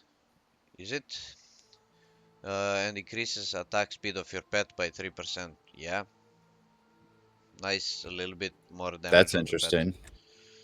Yeah, it's better than nothing. It's only 3%, so not much, but it's something. Yeah. It's like a little juju flurry for your pet. Exactly. Yep. Improved rent pet. Mend pet, not rent pet. Now also increases the amount you heal your pet. I mean, I never wasted my talent points into improved mend pets, but I I would guess. take this in some, like, this would be good in like some solo farm situations. Like, for example, I used to farm Strath Undead, and you do a lot of pet tanking and healing in there just to get the Scourge Stones for Nax. So this would have made that farm a lot easier because the bosses hit quite hard in there. But aside from like really niche solo situations, you'll probably never take this. I used to like to take this talent while leveling, but I generally wouldn't use Mend Pet for healing my pet. I would use it just for cleansing debuffs with the improved Mend Pet talent. I still think that like most situations you're just not going to be using it, like unless they made it into like a hot and like instant cast like it is on retail. Ah, Like yeah. you generally just aren't going to be casting Mend Pet because it's a channeled ability. It's also competing with like a lot of really good talents, like the crit one, like the health and armor ones we saw further Yeah. down. So you're just never really going to take this Yeah. outside of like some really niche scenario. Yeah, like when in TBC they did really good change for hunters. They made improved pet a hot, and you basically use it all the time. And in vanilla it's a channel ability, and I very rarely use this. Like even while leveling, I don't use mend pet. I just use the bandages from first aid and heal my pet that way. Although I did just think of one scenario, like let's say you're dueling a mage and they're trying to sheep your pet. This could be worth it, maybe, but yeah, again, really niche. Yeah, yeah. All right. New talent, bestial precision. Increases the physical hit chance and the spell hit chance. This is a really, really nice talent for Bestial. Yeah, that's very nice. Yep, super good. Not much else to say. Yeah, it would be even better if they, I don't know, kind of made it to reduce the glance thing of your pets, because all I see is pet glancing there, man. That would be nice. Instead of spell hit, maybe some glancing reduction. I don't know, or in addition to both of them.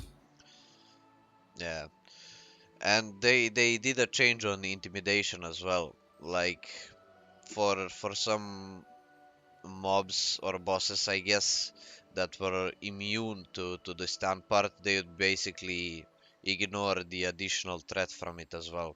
They This is changing it now. this is a buff for the like the dungeon tanking pets because it was annoying when your pet would get, well, firstly bosses are immune to the taunt, right? So they don't get the increased threat at all. Um, and it would also be really nice for like AoE scenarios. For example, like Owl with Screech, if it's getting 50% increased threat, that's a pretty good amount of AoE threat for AoE tanking. So it's a nice buff for like those, hunter pet tankers out there. Yep, yep. And the big juicy talent change, Spirit Bond. Your pet gains melee attack power equal to up to 25% of your ranged attack power, and spell power as well. So this basically means your pet scales with your attack power, man, as well. Yeah, this is like, it's obviously really nice that it scales. It's hard to say how this is going to play out though without doing a lot of maths, which I don't want to do. So it's just going to come down to, yeah, how well does this actually stack up in a raid environment Yep. or PvP? Like how well does it scale compared to just shooting more? And yeah, it all comes down to math, but I don't know. I think bestial mastery in raids is still not gonna be a thing. I think Oh no, I agree. yep. even without even doing any math on it, like I think it's pretty clear that like Marks is still going to be probably the highest DPS on single target. I think it might have been close with like the original Marks, but they've made some really big buffs to Marksman as well. So I don't think this will compete very well. Yep. And last change in Bestial Mastery 3 is basically nerf to Bestial Wrath. But I guess Oh yeah, this 20% less damage. yeah, but I guess this is just because of the extra attack power scaling, extra hit chance, just to balance it out a little bit. Because this would be crazy pets if they have like additional 50% like they have it now with Bestial Wrath. But Yeah, I think especially because in PvP, when pets are good, like if they actually scale and deal damage, and you pop Bestial Wrath, there's not really anything you can do. There's like no counterplay for like 18 seconds while the pet just runs you down with dash and immune to all CC. So they probably wanted to avoid situations like where there's just very little counterplay against Bestial Wrath. yeah, like at that point in PvP in BGs, when you go against Beastmastery Hunter and you see that big ass broken tooth chasing you down, man, you gotta run, dude. Like that broken tooth actually deals damage to mages and priests, I guess. Yeah, it's going to deal even more now with all these buffs. It'll be fun times in BGs for the cloth wearers. Yep. Although I still don't think it's going to be better than Marks, but we'll see, won't we? Yep. All right. Now into the Marksmanship 3. Yeah, I So, was wondering. I guess what do you both think of Beastmastery as a whole? Like all the changes. Like how do you think it will perform? I was curious. uh, I don't know. On my hunter I used Bestial Mastery, for leveling, of course, but I used Bestial Mastery for dungeon farming. Like there was a point in my time when I used to farm Marathon for gold. Thank God those days are over, man. But like I ran Bestial Mastery there and in the open world just because it made it a lot of easier for pets to hold aggro and I didn't have to deal with mobs coming close to my range, I guess. Range. But overall, I think these are some nice changes and buffs to Bestial Mastery Hunters. But yeah, I think in PvE, like in raiding scene, other two trees are gonna be still way more dominant than this. But definitely a nice change so far. Yeah, I think so too. It's like a nice step. I guess what I would have liked to see is maybe like some more abilities that kind of interact with the pet, like something like kill command would have been nice because at the moment you kind of just set your pet on a boss and forget about it, and you like pop Bestial Wrath once every 2 minutes. But it would have been nice to have like some actual pet damage buttons to press that other I than just kind of agree. passive increases. Kill command would have been nice, but yeah, all I'm seeing is just like a bunch of passive damage boosts for the pet. And it's the same with And all the pet changes as well. Like they didn't really add any abilities that aside from kind of passive damage increases there. the removal of or the making True Shot no longer baseline really just like it makes the gameplay of BM way more boring now too while leveling, unfortunately. I think if I leveled another hunter, I probably just wouldn't even want to level as BM just because I wouldn't have True Shot then. Yeah, it would feel more like old vanilla type of leveling than Turtle WoW leveling. I don't know, but Yeah. True Shot was definitely a very nice thing to have while leveling, man. Gave you so much damage, so much damage. Alright, I think we can go over into marksmanship changes. I need to AFK for 30 seconds and then I'll be back with you guys. Alright, Hold on alright. one sec.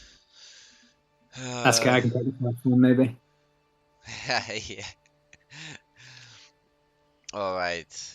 First change is improved hunter's mark. Now requires 3 3 points instead of 5. This is a nice change, but not big of a deal, but still a buff, I think. Yeah, it's a buff. The thing about improved Hunter's Mark is that Hunter's Mark gives like 100 and something attack power. So if you take this talent, you're giving 15 attack power, which is almost nothing. It's like not even 1% DPS. So this really doesn't impact much of anything, I think. Would have been nice if they made it a bit more interesting, or if they maybe added some proc when you attack someone with Hunter's Mark or something like that. But as it is, it's just, yeah, pretty boring talent. You take it as filler. Yeah. Basically, you put points there when you don't have, like, you need to access the lower tiers, but you don't have anything to put elsewhere. It's filler. Yep. I'm back. Improved Serpent Sting. Alright, they basically buffed this talent. What was it like? From, I think, bonus 2% per talent point before, I believe. Yeah, so basically ends up being 10% bonus damage, but now it's 30, man.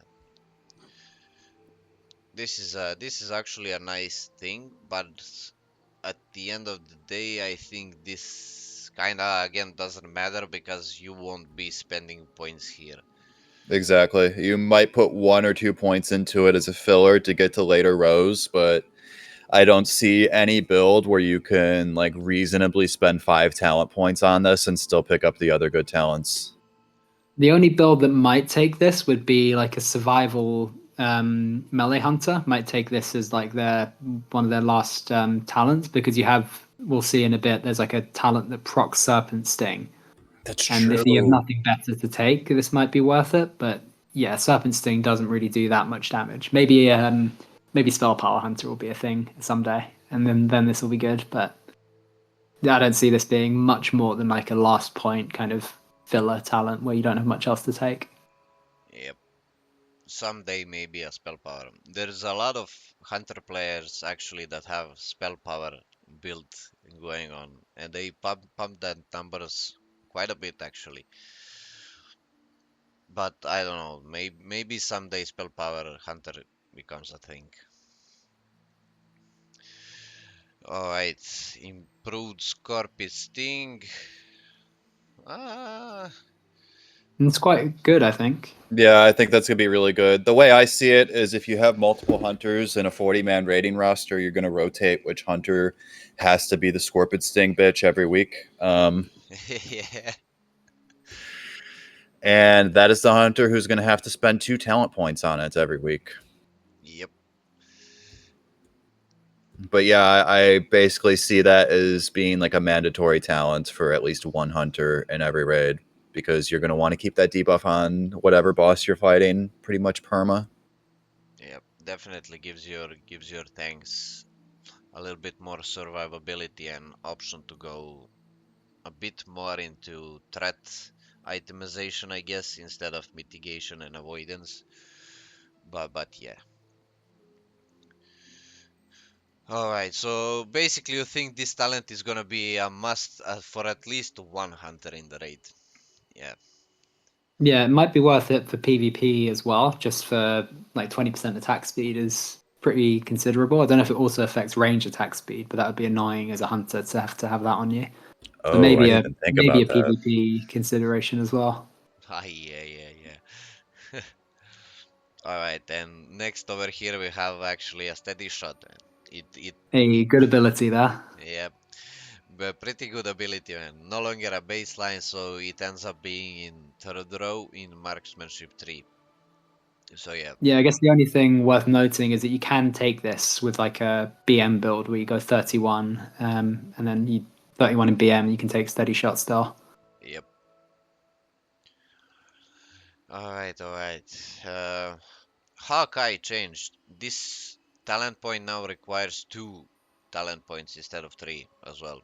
So They moved it to the 4th row as well. I'm not crazy about the positioning of where this is in the talent trees, because that means that if you're going 31 BM, you're not going to be able to get this talent while still getting the mortal shots. And that's a big loss. Like having to choose between your 41-yard range or your mortal shots, that's just a really bad choice to have to make. Yep. Yeah, I as think well. this is what will make Hunter Marks still like by far the best in PvP, I think, just because that range boost is so important. So you can like outrange casters and yeah, you just that's like your main niche in PvP, and not having that or having to choose it over mortal shots is just so big. Yeah, I don't know. I mean, as you said, I think I don't like it that they changed it down to fourth row. But Third row would be great, but yep. Yeah. So I don't know. It's nice that it now requires 2 points, but being in a fourth row, man, I kind of don't like it. I think Alright. most people will agree with that, yeah. But I believe that their philosophy is that they don't want every single row of talents to have something good in it. They want you to be forced to make some talent choices that aren't necessarily very good, just for the sake of progressing through the tree. Yep. But yep. Alright, next one. Improved arcane shot. No, I don't think anyone's gonna be taking this. No, No. like Yeah, this is one of arcane shot is those. still a best, and then aim shot you just don't use really at all. So this, especially when it competes with mortal shots and Hawkeye, like you'd never take this. Yep. Alright, new talent, piercing shots. Your Deep critical aimed, wounds. yeah, your critical aim, steady shot, and multi shots cause the target to bleed. So basically, deep wounds for hunters. And It's and one So now thing, your multi shots can break CC for 8 seconds instead of just once.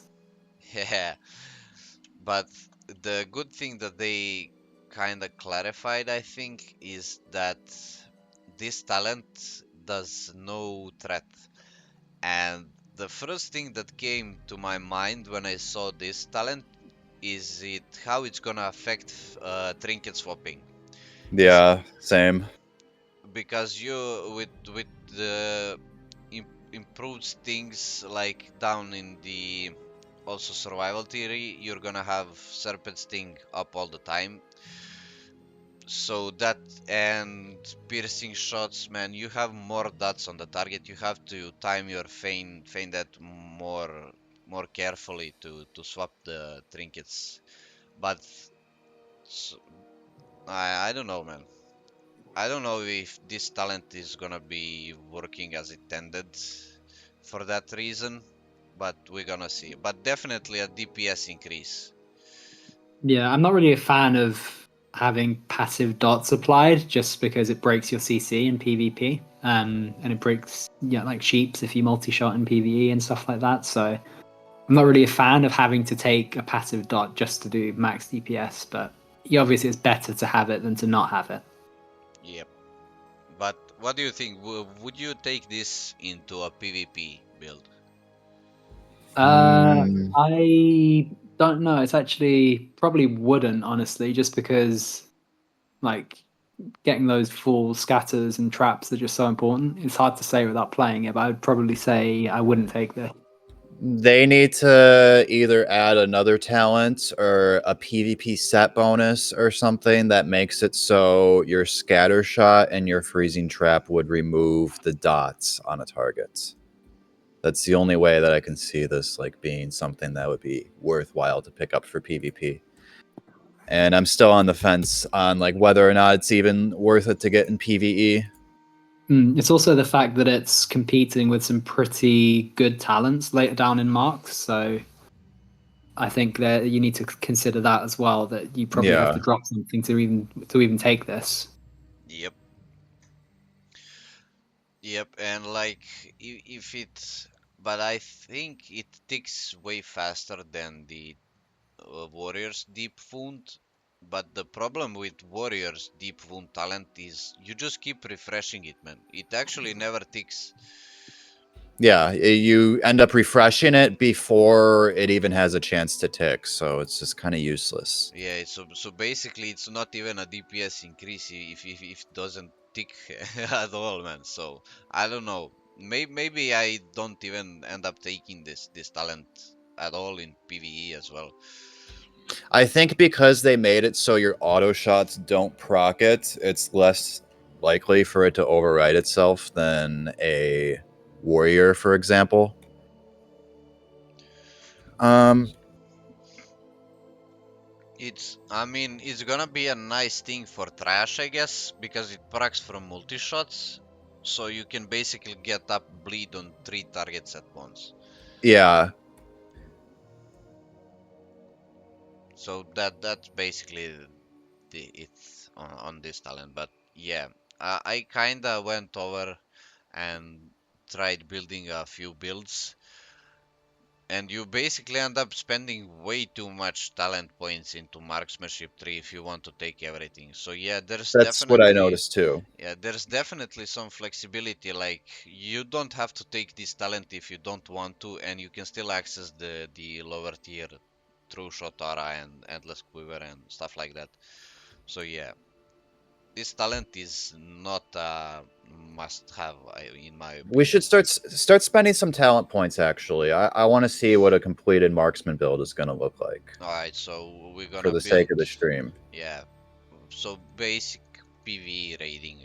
So one here, and We'll assume that you're the Scorpion Sting guy. You can put 3 into that, I guess, or 2. yeah, Scorpion Sting guy, Mortal And Shoot. then we have to put a mandatory 5 into BM and then another 5 into survival for improved slaying and the attack speed thing. Yep. I mean, improved slaying is not really a thing in Nax. I basically take it only for Molten Core and BWL, I guess. But like, I take it in Nax too. I think it's worth it. You're just for the Spiderwing? The Spider Wing, and then there's like all the trash. Like there's a lot of trash that's humanoid as well too. If I'm gonna respec in Nax, I don't respec until we get to Saffron generally. Because like the only thing that you're missing is pet crit talents. Yeah. Currently, like. Yeah, I think with the new build, you probably might want to stay more in Marks if you're in Nax, though. You don't. Okay, so with the new build, you're not even going to have like much of an option to progress into the Beastmastery tree. Like, yeah. So see what else we get in Marks. You take Barrage, obviously. Yeah, Barrage is a must-have. Then it opens up a new row as well. Ranged you definitely weapons take back. improved True Shot. Improved Steady Shot. Yeah. Now improved steady shot. This is actually I was going through I was going through like Turtle WoW Hunter Discord, and so many hunters were actually so mad because they realized that the increased bonus damage. It's just the bonus damage, so it's improved cleave basically. What the fuck? This is terrible, then. It's terrible. Yes. So like in a good Nax, let's see. A hunter will cast True Shot 689 times, and actually that hunter doesn't have Slave Maker. Let me look at a different log. Here's last Nax with Wabeka. They casted True Shot 747 times. So 747 times what? 12? Yep. That's a bonus 9k damage on your overall with that talent. It's kind of whatever. And like, for example, they also did close to 200k damage with their pet that run too. So yeah. And so this basically becomes a meme talent as well. So not really worth it to take it, I guess. So you'd basically go into 5 out of 5 ranged weapon spec. And this talent right here, the real juice talent of the Marksmanship 3. This is going to be fun. Wind Fury, let's go. Yeah, ranged Wind Fury, extra shots. And the thing is, yeah, it actually says it right here. So your auto shot, arcane shot, steady shot, and multi shot. So not aimed. Aim doesn't proc this. Now that's No, kinda. well, Serpent Sting doesn't either. Yep. They assume no one was going to use aimed anyway, so why bother? I mean, it would be nice to have aimed over here as well, like if you're pre-casting on some stuff for that additional burst. Mm. If Yeah, it this is procs. obviously really good. I guess what I find interesting about this is that the reason they changed improved aspect of the Hawk for quick shots is because Hunter was too bursty. Then they add Wind Fury, which, like, if you imagine you're doing a rotation on a mage and this procs twice, then it's just going to be insane. Yep. And they changed last talent in Marksmanship 3. They changed it as well. So no longer base 100 AP. It comes with, I don't know what's the. So they changed it from base 100 AP to 55 plus 5% attack power. This is a really nice change. It's not overpowered, but it's like having another. I think it's like having another battle shout or something. Like, I don't know how much. I think it will be increased. For example, if you buff a warrior, it'd be 5% of their attack power, not yours. I Yeah, don't know how much attack power yeah. warriors get in raids, but it's pretty. There's a pretty considerable buff. they have quite a lot. It's going to be pretty big for them, I think. Yeah, for warriors definitely. This talent change is gonna be definitely a big thing. So I think like a full Bis warrior is going to probably get like 160-ish attack power from True Shot Aura now instead of 100.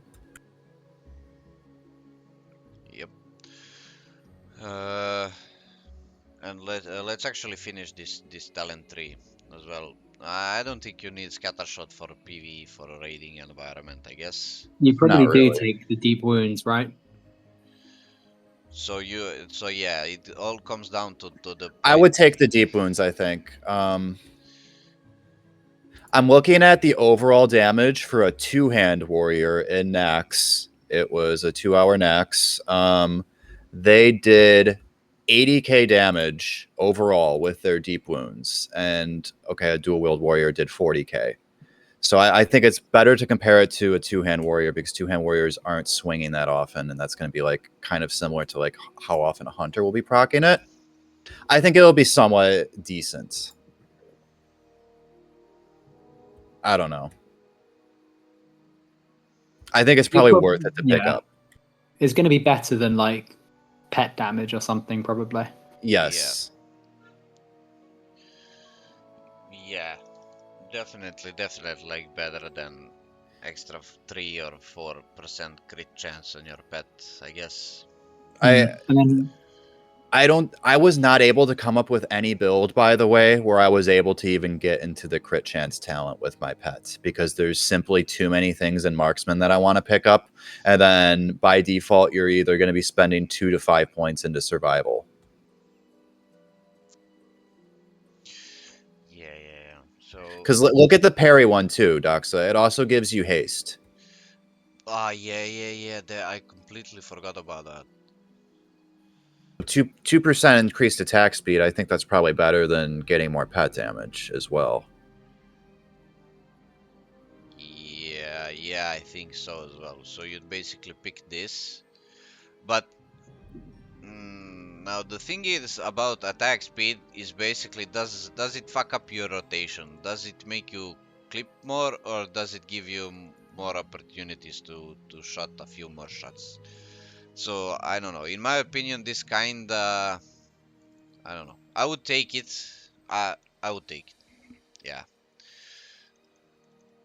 definitely. So you'd go 2 into here to improve the revive pet. This is a must. And you'd go, I think, like this. And how many? 4 talent points more. Yep. Would you take the bestial swiftness? Add bestial. I would. Yeah. Extra speed on cheetah. I didn't take bestial swiftness before because it doesn't work in raids. But like now it's combined with improved cheetah. Now it's actually quite nice talent. So yeah. Yeah, it's probably the build, I guess. This is only going to be for Nax too, by the way. This is for fighting undeads and demons, basically. Yep. Because it doesn't have improved slaying. Or AQ, yeah. Yeah, If you drop the 3 in Unleashed Fury and you take Improved Slaying if you're fighting anything that Improved Slaying works on. Yep. And then PvP you might take more into survival, but I guess maybe we can do a PvP build once we've done survival. Oh yeah, we're gonna go into spec building once we finish the survival 3 as well. But yeah, I think we covered all the changes in the Marksmanship 3. Yeah. Yeah, pretty nice damage buff overall, I think. Yeah, Um, definitely. But hunters were a little bit, I don't know, disappointed with the improved steady shot talent. But I don't know. I mean, if people wanna just play a turret type of build, I uh, I mean, if you're fresh 60 hunter and you don't really have that much of a crit chance and that much of you know, attack power and stuff like that, I think maybe it's better to pick improved steady shot instead of piercing shots. Possibly, yeah. you'd probably take both, right? In that case, and just drop the points in BM. Yeah, I think, yeah. I mean, But yeah, I'd prefer to just have like aspect movement is fun, so I would just take that, honestly. yeah. I don't know. So far, I just wanna say, like, I kinda like these changes because there's a lot of more customizability, I guess I would say it like that. Like, you won't see the same build when you inspect to multiple players. Some players gonna have improved steady shot, some players gonna have scatter shot for raiding as well, some are gonna go a little bit deeper into bestial mastery, some are gonna take like extra attack speed. I don't know. It was kind of boring for me, like when you go into Stormwind, I guess, and you inspect 100 warriors, and all of the 100 warriors have exact same talent tree to the point. I think these changes kinda, you know, opens up a little bit more like custom type of thing. Preference, yeah. Yeah, I think you'll see a lot more hunters specking BM now, or at least trying it out for raiding. And at lower gear levels, it might be better for longer now because there are points where BM does out DPS marksmanship at the moment with like really low gear, and maybe that will last into like BWL now or something. So we'll have to see. We'll have to see how the scaling works out, really. I'm thinking with very low gear and on like a very short fight, yeah, BM might actually be better than Marks in some cases. you think so? How long is the Bestial Wrath duration? I think it's 18 18 seconds? Possibly, yes. On a fight where like the fight is, I don't know, 30 to 40 seconds long and you have very, very low gear as a hunter, there's a good chance this might be better. But then again, like if we're making the low gear arguments, your pet's also going to have less scaling if you have lower gear. So it's kind of hard to say. Yeah, really just need to try it out, honestly. Yeah. Yep.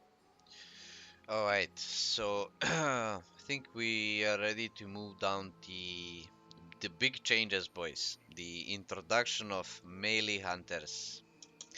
I wanna ask you, what do you think about that? Firstly, before we go into the changes, what do you think about melee hunters in Vanilla, man? Do you like the idea or not? Guthlac, can you go first? Yeah, sure. I'm not a big fan of Melee Hunter just because if I wanted to play a melee, I've got like a lot of options already. Whereas Hunter Identity to me has just always felt like the range class and the pet class. And I've never really been that interested in Melee Hunter, especially in like vanilla, because you have so many unique shot abilities.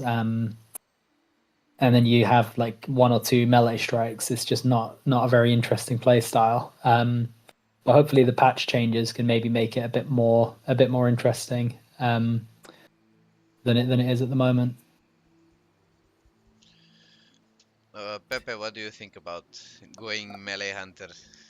I pretty much feel the same way about it currently, I think Melee Hunter is a giant meme. Like, I don't think that you can really do much of anything with it at all. I was very much on the fence about it when they were in the process of cooking the Survival Hunter build. Now that I see what it's going to look like, I'm kind of excited to play it. I'm not going to lie. It looks like it's going to be actually fun to play on Trash. I don't know how long it's going to take for the novelty of it to wear off, but I do know that I'm going to at least try a couple of raids with this and see what I'm able to do, like on Trash at least with Carve, because that sounds very fun. Being able to hit 5 targets at once with your main ability. Yep. I also like the idea of improved trap damage too. It's giving us a little bit of AoE, and that's fun. Yeah, I think just to add on to that a bit, I do think they've made some good changes to like the rotation of the melee hunter with these changes. Like they've made Mongoose Bite a real ability and like added traps in combat and improved the dots and your traps and things like that. So I think it's got a much more interesting rotation. I guess what it doesn't really have is any kind of melee like gap closer or defensive cooldown or anything like that. So I think it's probably still going to be kind of bad in PvP when you compare it to like another melee class. You think it's gonna be bad in PvP? Oh yeah, I think it's going to be like if you think about like melee classes already explode in PvP because they just jump into casters and die. And if you think about every other melee class or most of them at the moment, you've got warriors have charge, so they start the fight on top of you. Rogues have stealth, they start the fight on top of you. Same with druids. Rets obviously have like bubbles, they can just go immune for 12 seconds. And then if you compare that to Hunter, which just kind of has to walk at you and just takes all your damage to the face while doing that, I just don't think it's really going to work very well. The only thing that might work is like a melee ranged hybrid where you kind of just use the melee when people get on top of you, and otherwise you just play like a ranged hunter. Like that might work a bit better. And then obviously traps in combat are kind of stupid as well, so we'll see how that plays out. Yeah. I don't know. I kind of share the opinion with Pepe on the melee hunters. I was, dooming and making fun of people that wanted the melee hunter to be a thing. But I think these changes kind of look interesting, man. So And I kind of can't wait to try it out, man. Like Carve being a thing, buffing the traps damage, buff traps in combat. I don't know, man. Kind of. I do think it'll be fun. Definitely fun in PVE. I just wish they would have added like a gap closer or something as well. That would have made so much difference.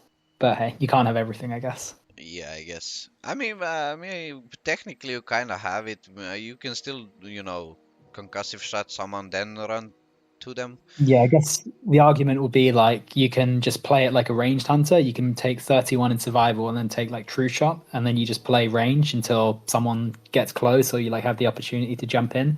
Maybe that's how it's going to play, and I can see that being a bit better. But just playing it like a pure melee class in PvP probably won't be very good. Yeah, yeah, definitely. All right. So let's see actually what did they change inside the tree. So superior strikes removed and integrated into rapid strikes. Where is it?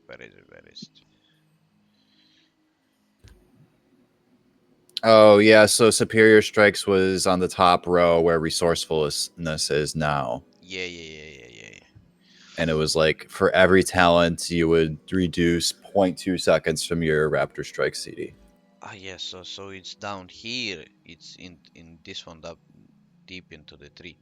Yeah, I got confused for a second. All right. New talent, resourcefulness, reduces the mana cost of all traps and melee abilities. I mean, this is not a game changer, but definitely a nice thing to have. 10% less mana. Same thing for efficiency for the marksmanship hunters. Yeah, and I do think melee hunter might have some mana issues because with a ranged hunter, you kind of have mana issues all the way until you get tier 3 gear. and you get that mana on crit proc. But Melee Hunter, I don't think has any kind of equivalent there. No, yeah, the 6-piece set bonus from tier 3 only applies to ranged critical hits. It doesn't apply to our melee hits. But hey, Really? let's hope Yeah. Quesme's listening and can fix that. Yeah, Quasma, please fix. I'm very curious to see what's going to happen when we have to break apart our 6-piece tier 3. Like, I'm wondering if that's even something that we're going to want to do, if we're just going to suffer the stat loss to maintain our 6-piece, because I don't really want to play a ranged hunter where I have to use mana potions in Kara 40, to be honest with you. Yeah. I was really hoping that they would do something like to sort of fix that with the new introduction of higher levels of gear. Like, what exactly are we going to do when mana becomes a thing again?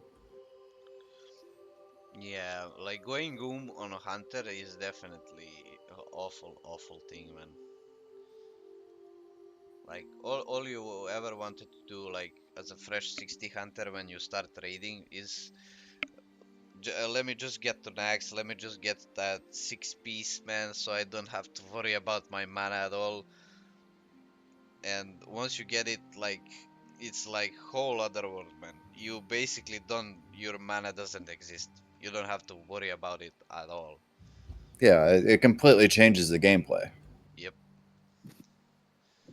So yeah, now that you mention it, I kinda didn't even think about it at all, man. Are melee hunters actually gonna have mana issues?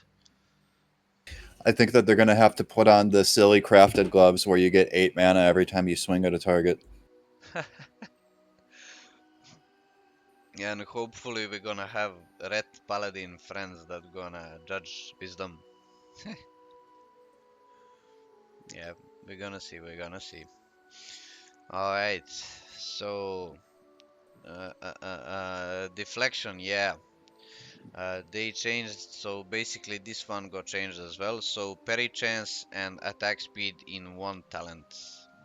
This is a nice talent, definitely. 2% parry, 2% attack speed. Definitely a nice talent. Yeah, pretty decent. Not super interesting, but it's nice to have. Yep. Now this next talent change is a bit sad for PvP hunters, because Savage Strikes, it's how much? It's 20% right now, I think. Yeah, 20%. Yeah, and now it basically gets nerfed down to 6%, man. That's Yeah.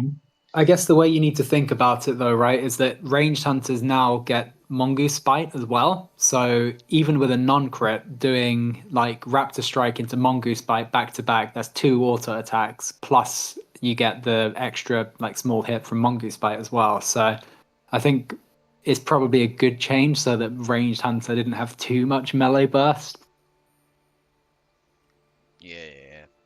But this is again some type of change that we gonna have to wait until it drops to see how it works out and how much the actual damage is gonna Mungo's Bite do.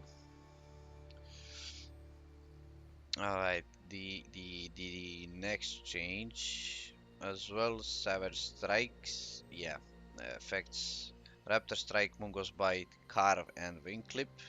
Yeah, improve Wing Clip. This got buffed, way buffed, man. We already talked about this, but yeah, 40% chance to root something. Yeah, You might take it over entrapment now, definitely. yep. Although when you have traps in combat, I don't know, maybe entrapment gets a bit better then. But like thing is, they I think they nerfed entrapment because it doesn't proc as much as it did before. I don't know, like It's the before. same percentage.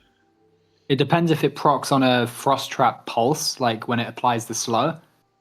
Because on some versions of vanilla and classic, every time the frost trap applies its slow, which is like every few seconds, it will have a chance to immobilize them. And when it does that, this is an insane talent. But when it doesn't, it's just kind of average.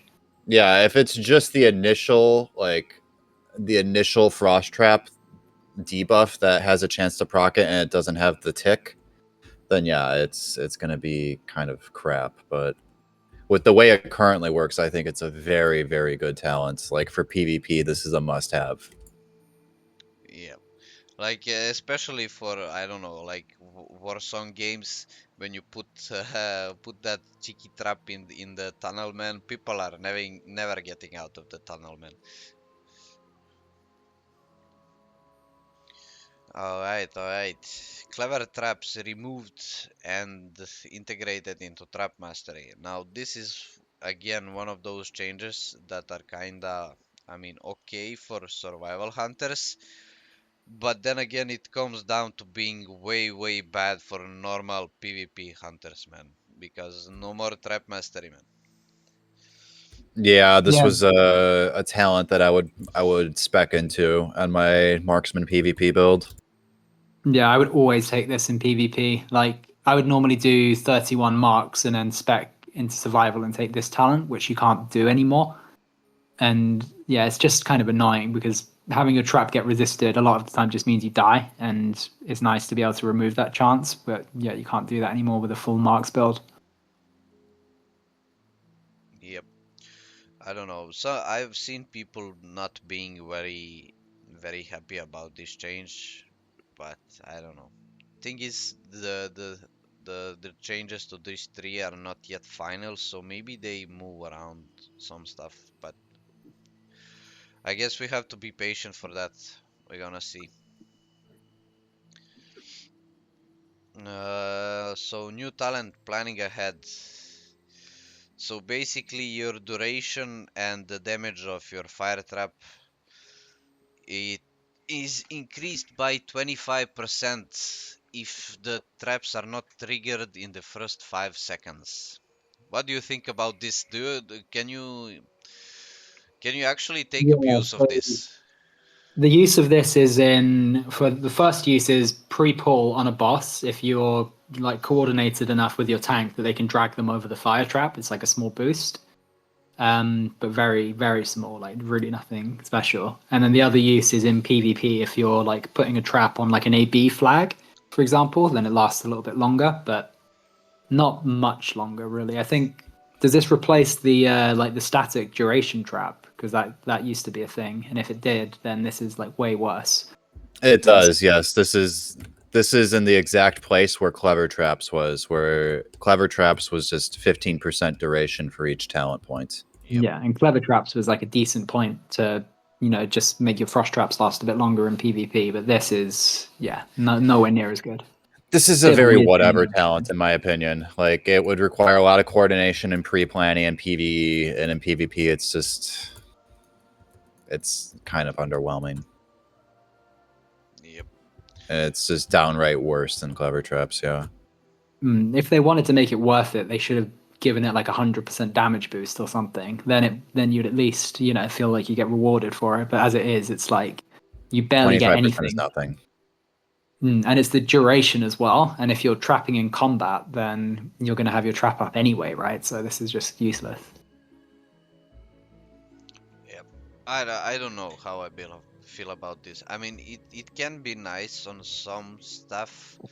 Like for example in AQ40 when you pull all those packs of bugs back to the place with you, then you can actually plan ahead and put down a trap.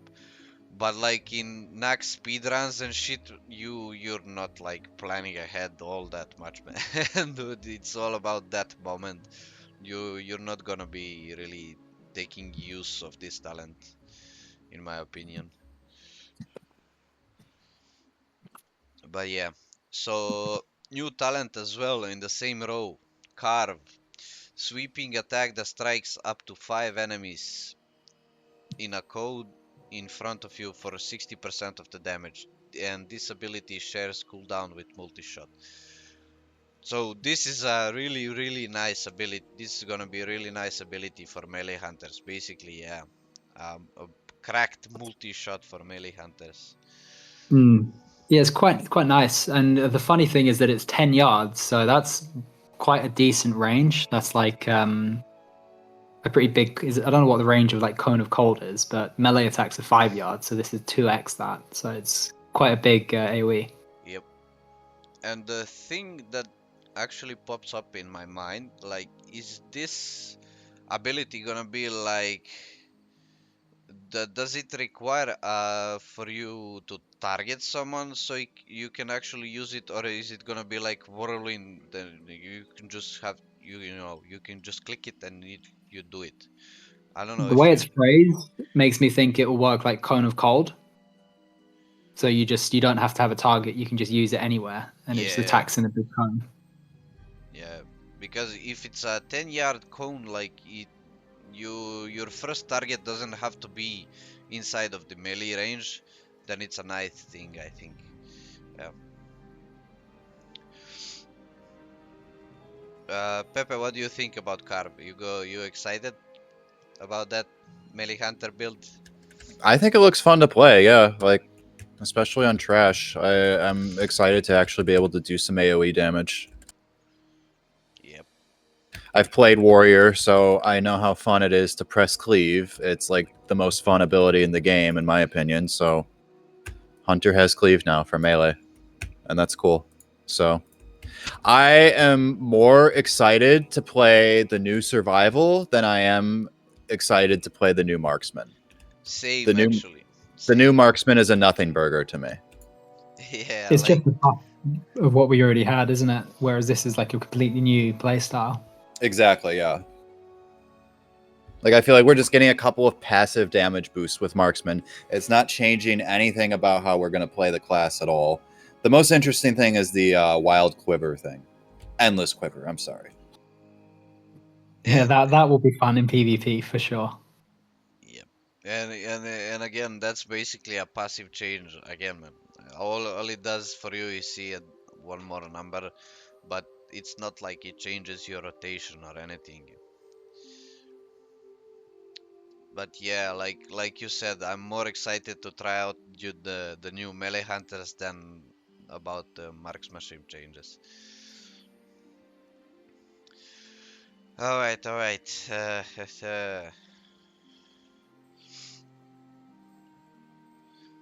Applies the this changes as well. Explosive trap applies the sting to all targets hit on activation, further boosting your area damage capabilities.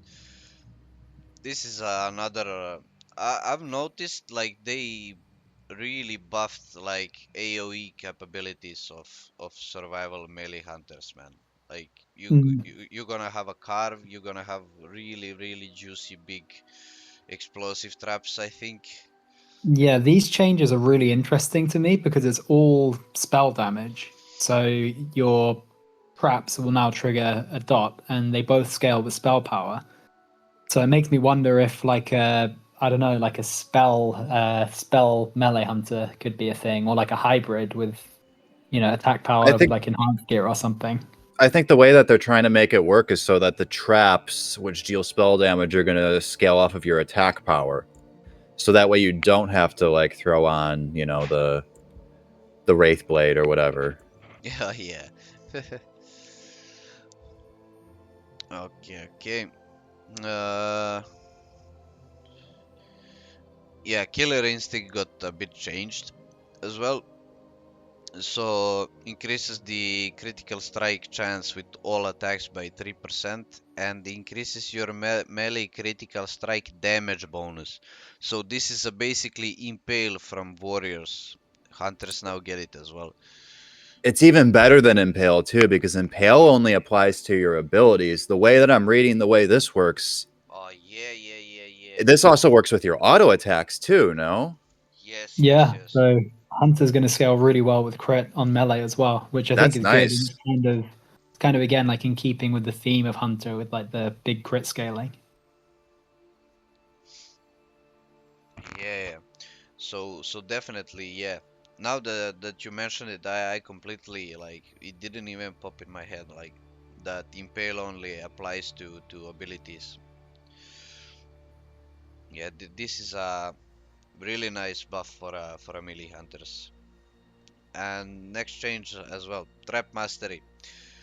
So duration of frost trap and damage of fire trap effects by 30% and decreases the chance of enemies resisting your trap by 10%.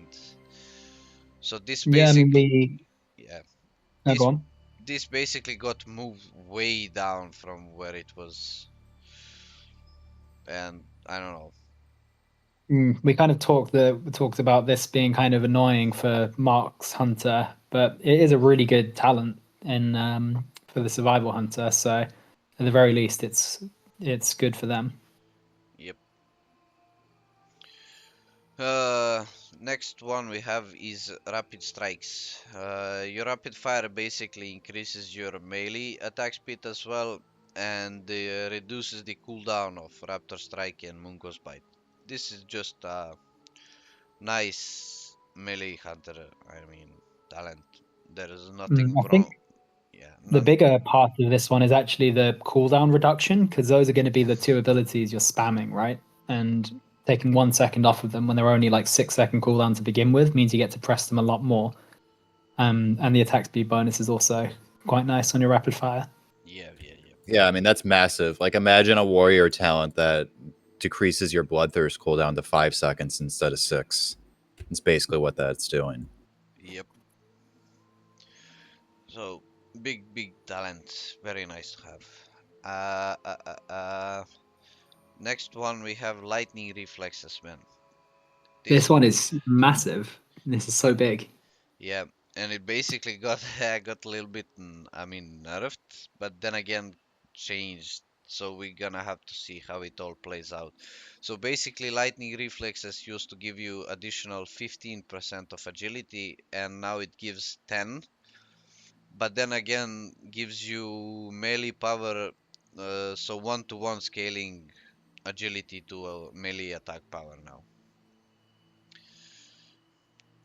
So Yeah, it just means that melee hunter just gets the same benefit from gear as range hunter, which is a good change. I think it means we don't have to like go and get another gear set with like strength or something. We can probably mostly use kind of our existing tier gear, which is a good change. I think. And yeah, it's just really big. Like if you think when you have 600 agility at max gear levels, this is giving you 600 attack power plus the extra agility, so it's just massive.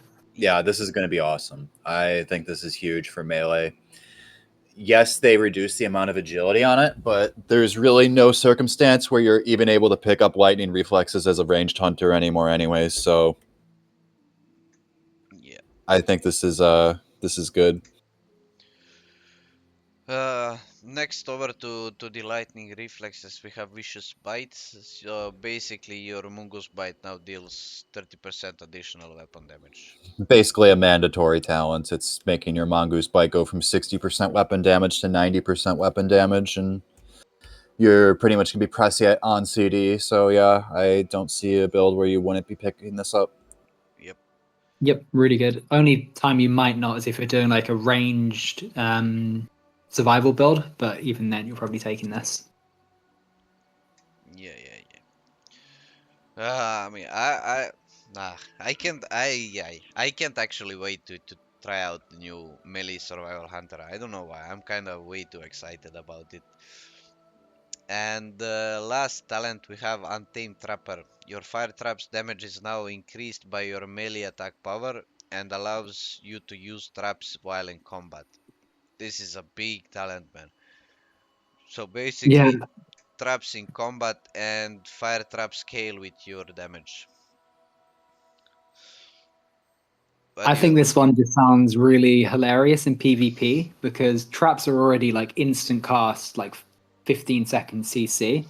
And their only downside is that you have to do a feign death to get them off. So they have a 30-second cooldown with feign death, and sometimes the feign death can fail because it gets resisted and things like that. Whereas with this, you're just like a warrior charges you. There's no way, unless they're psychic and use a frost reflector, that they're going to avoid this. So it seems really obnoxious in PvP, and obviously really good in PvE that you just have that extra fire trap damage to add through your rotation.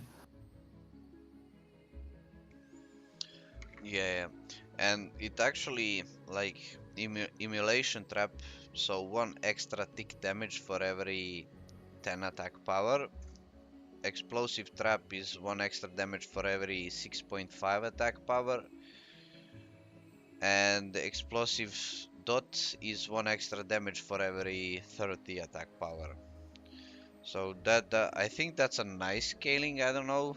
I didn't do It's quite good that. if you think end game builds might have like 4,000 or 3,000 attack power, right? So that's an extra 300 per tick, which is big. That's pretty big, yeah. I mean, I'm like around 2k attack power when I'm fully raid buffed on my hunter currently.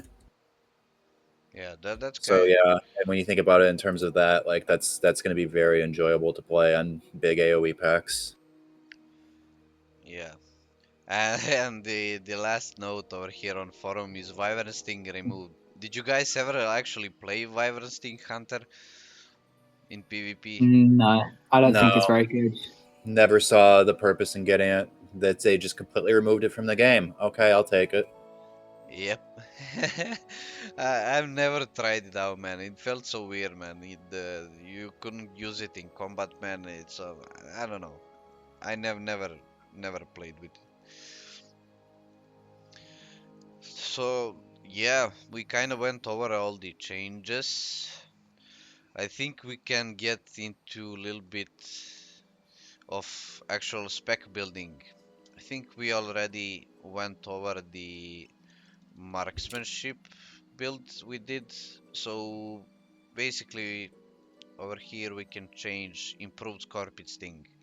So this kind of gonna be a mandatory thing for like Naxxramas raiding and stuff like that, where you'd have one hunter at least take improved scorpion sting, and we would go like high here, endless quiver, true shot, swift aspects, improved pet, improved reflexes. I guess we could take improved slaying, one here, and The only thing you've missed is attack range. yeah. Okay, so yeah, I think this is yeah, basic marksmanship 3 PvE raiding spec. Yeah, yeah, pretty much. Yeah, I'm happy with that. You agree? You both agree with this one?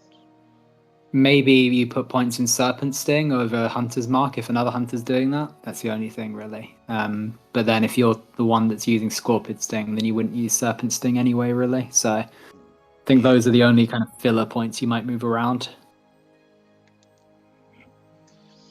Yep, definitely.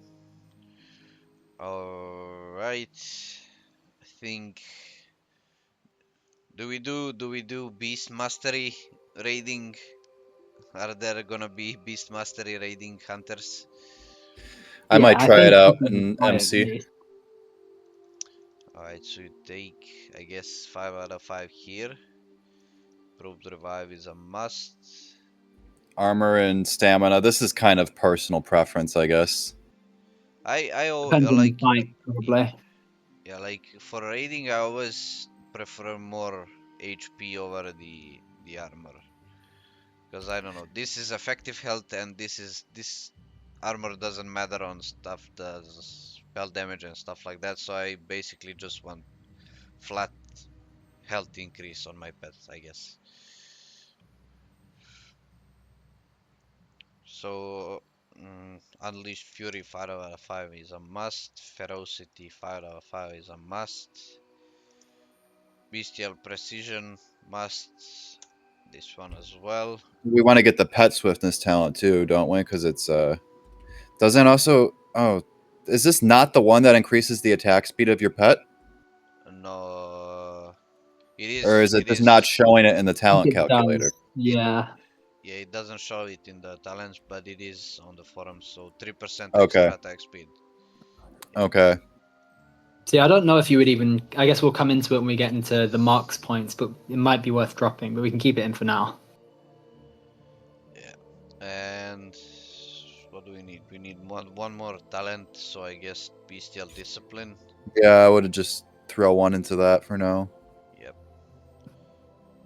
Ah, And they this one. did buff a lot of the focus dump abilities, so maybe that's more worth it now to get the focus regen. But we'll have to see how the scaling works out.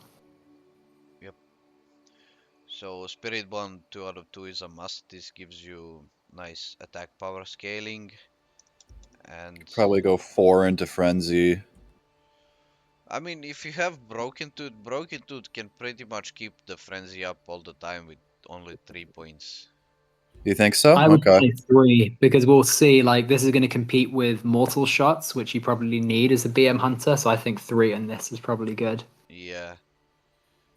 Yeah, so basically after Beastmastery you kinda have to go into Marksmanship 3. Should go 5 out of 5 efficiency, lethal shots, steady shot.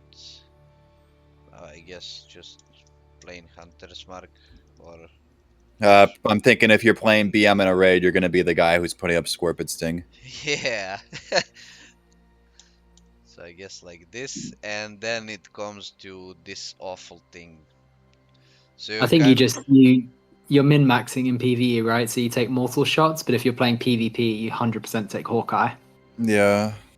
You might even forgo. No, you probably want Bestial Wrath over Scatter Shot. So yeah, it just comes down to like mortal shots probably for PvP and maybe some fights in PvE that you want more range. But yeah, otherwise you take the damage.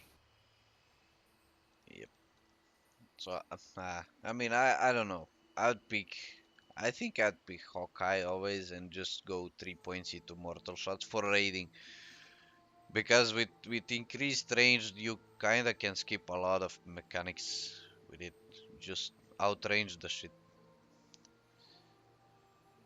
Yeah, maybe you swap depending on the fight. Yeah, that's probably what I would end up doing. Yep, so there. This basically bestial mastery raiding. Yeah, I think so. Yeah, and for Because PvP, all would it I think change? melee hunters too reliant on like the deep survival talent, so you probably aren't going to go melee BM. Yeah, melee. I don't think melee BM is a thing. Yeah, you need vicious bite, lightning reflexes, like you need basically all of these deep survival talents for a melee hunter to work. Alright, I think this is it for bestial mastery. Uh, yeah, let's build uh, the most hyped thing about next patch is melee hunters. So this one is a must, I think. 2% attack speed. Unless you're going if you're going you probably take the mana reduction, right? Or maybe not. Yes, go. You only take that if you really need the mana though, like if you're otherwise having to like eat oranges mid fight. So Yep. I'd probably yeah, or you take it when you don't need improved slaying, obviously. Yeah. I mean, why couldn't they just put undead on this thing, man? I just want undead on improved slaying, then I would never unspec from it. I would keep It's it on pretty all the annoying time. that you have to keep respecking if you want to swap out of improved slaying. Yeah, Yep. So the other two savage strikes. You don't really need an entrapment for the for the no, raiding. you just take mana, right? Yeah, just plain mana. I mean you needs 1 point there, so one improved slaying, I guess. Carve is a must. Now planning ahead. Would you take this for raiding for an axe example? I would honestly just put it in improved slaying and just never be like just never bother to take it out. That's how little I think you'll get out of improved planning Yeah. or planning ahead. Agreed. Uh Deterrence is a nice defensive. I mean, I would take it. For 1 point, I would take it even if it's raiding. If it keeps me alive even once or twice in a raid, man, it's worth it. I agree. Yeah, 1 talent point. I think it's a no-brainer. Yep. And extra HP, I guess. Yeah, health It's is always good. good. Not bad. Yeah. Oh yeah, we kind of went over this talent. We didn't even read it, man. This talent basically your fire traps and mongoose bites keep the highest rank of serpent sting on your target. So this is a really nice Oh. damage bonus. That's nice, yeah. So yeah, this 2 out of 2 is a must. And then sure-footed. I mean, yeah, 3 extra hit for nothing. You take a point and improve feign death because feign death does get resisted in PvE. I think it's worth it. Uh, Especially since you're going to be meleeing things, like you don't have the ranged leeway of feign death. The thing is, do you Where- even need 2 points in the Serpent Sting one? Because this Mongoose Bite only has a 5-second cooldown, so that's going to be up like permanently, right? You might just be able to do one, yeah. yep, maybe. I didn't read it actually correctly. I thought it was changing the percent of the chance to apply it, but it applies it all the time. It's just the duration of it. Yeah, I think you can get away with 1 point there. And then again, sure-footed, it comes down to what kind of gear do you have. Do you need all the 3% hit from it? Or do you need only 2? Yeah, I mean, you're only going to put more points in like extra HP if you don't have this, so it's not that big for PvE. Yep. Either And either improve feign death or more HP. I would say for Okay. sure feign death. We do want 2 points into it if we want the maximum Serpent Sting uptime. If Serpent Sting's 15 seconds, so if we reduce the duration of it by 60%, that Still would like 8 be. seconds. If I'm doing the math properly, 15 times 0.4. Oh no, six- I was reading it. I was reading it wrong with 80% reduced duration with only 1 point. So yeah, you probably do want both points in that. Yeah, you're right. Yeah. Yeah, so yeah. 2 out of 2 stingy nettle lacing, sure-footed and improve feign death. Yeah. Trap mastery is a must. Now these all talents down here, you basically have to take them. Oh, yeah. I don't see any situation where you aren't going to be maxing these out. Yeah, this is kind of the thing that I don't like with these trees, new talent trees, is you spend way too much point deep into the trees. The bottom 3 rows are just very loaded, Yep. and it makes it so that you have to invest a large number of points into a single tree, and you don't have a lot of options to get other things in different trees in the 3rd or 4th row. Yep. And yeah, now when you're done with survival, yeah, you basically have to go swift aspects, 5 out of 5, and with the 11 points left. Now's the thing when you can think about how much of the extra serpent sting damage is gonna this talent do. So if you want maybe, for example, improved stings. I think you take improved aspect of the monkey, right? 3 points, so you can get that healing. I mean, do you actually need that extra healing in a raid? I think it would be good, yeah. Depends how good your healers are, I guess. Yep. If you're progressing, you take it for sure. If you're like farming nax and never dying, you probably don't. Yep. But like, I think maybe improved stings is a good thing. Like, I think it's gonna boost your overall damage by quite a bit. But like, Yeah, I agree. I mean, those packs in Nax, like before patchwork, where you have like how many, like 10, 15 mobs, and Serpent Sting on all of 15 mobs. That's quite a lot of damage, man. And when you buff it with the talent, I guess it depends. Like, it might just be better to take the pet percent damage, right? If the pet's like, let's say the buffs to the pet's abilities bring the pet damage up to like 10% of your total DPS, then getting an extra 20% on that is pretty nice, I think. yeah. So either comes down to buffing your pet or buffing your improved stings. But I mean, the pet thing, I think it's more of single target DPS. But if you're kinda going for overall damage, meaning more trash damage, more AoE, I think you'd go into improved stings. I agree.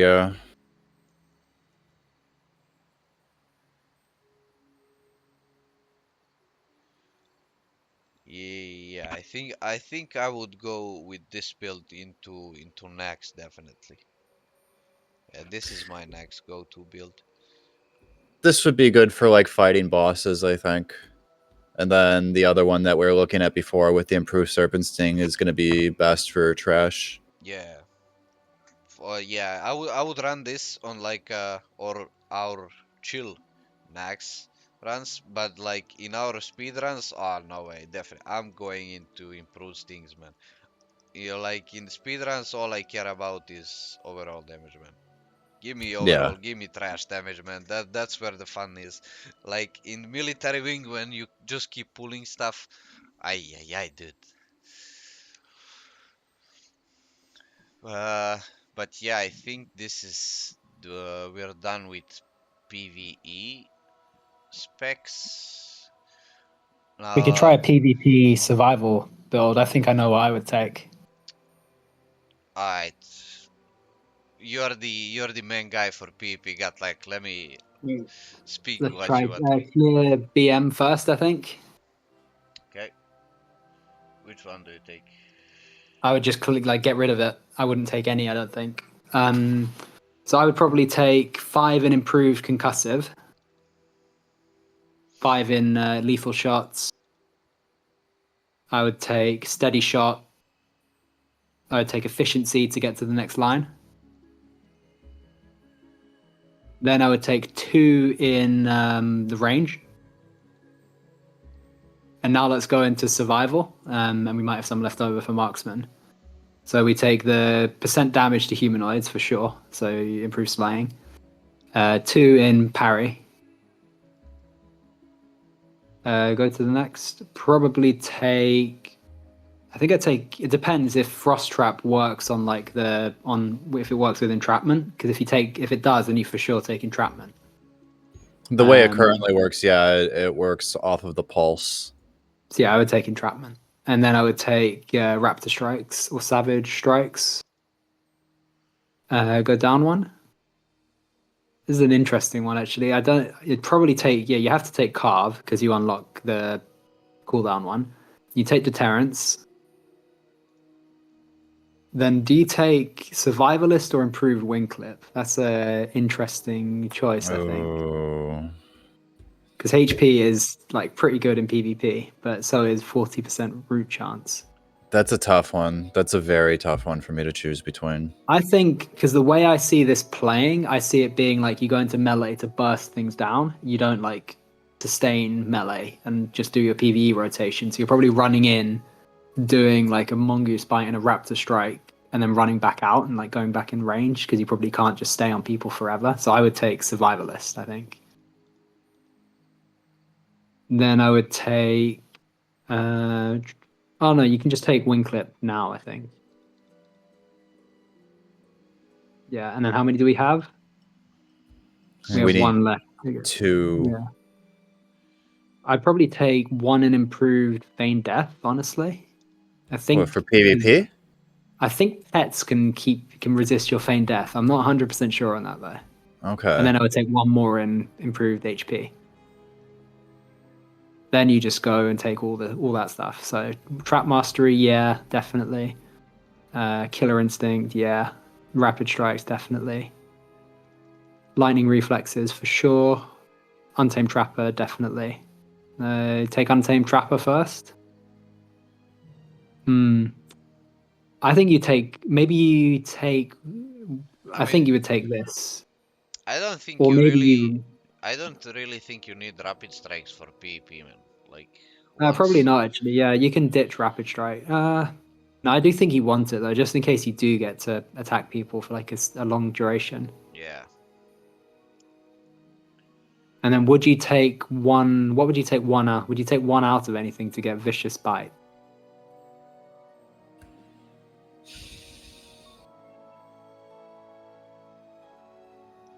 Maybe just from lightning reflexes. No, I think lightning reflexes is too much AP. Yeah. Yep. But yeah, something like this. The I reckon. only thing that I see being feasible taking one out of is Hawkeye, and even that like Nah, feels Hawkeye's bad to lose too range. important, I think, for PvP. It's too important. Because you'll probably still be a ranged hunter like half the time when you're playing this, right? And then you'll True, just... yeah. So yeah, I think something like this looks good, honestly. And then the last point's like a bit flexible. Yeah, so this is kind of like you do your multi-shot, I guess. Few steady shots while the target is at range. Then you kind of run in, burst them with big juicy two-hander. Then I guess you'd run Basically, yeah, out. you just play as a ranged hunter, and like people obviously try and get close to you as a ranged hunter rather than like trying to chase people down because you're just too slow and you have no gap closer. So then when they get close to you, you just can have those strong melee options, I think. Yeah.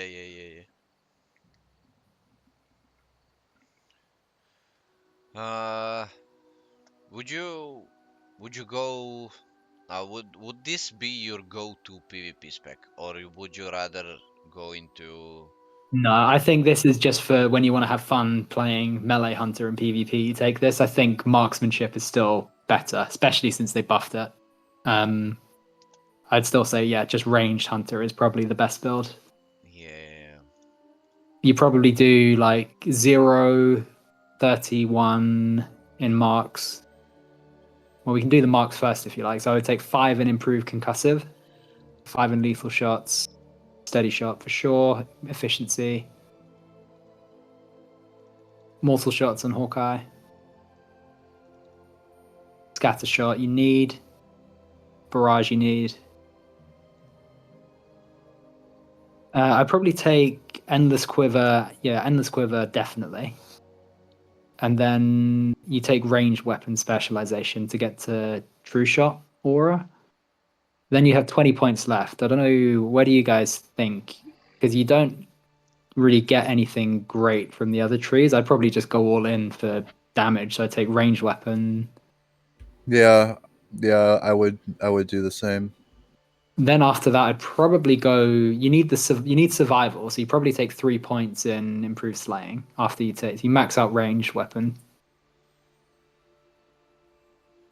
Yeah.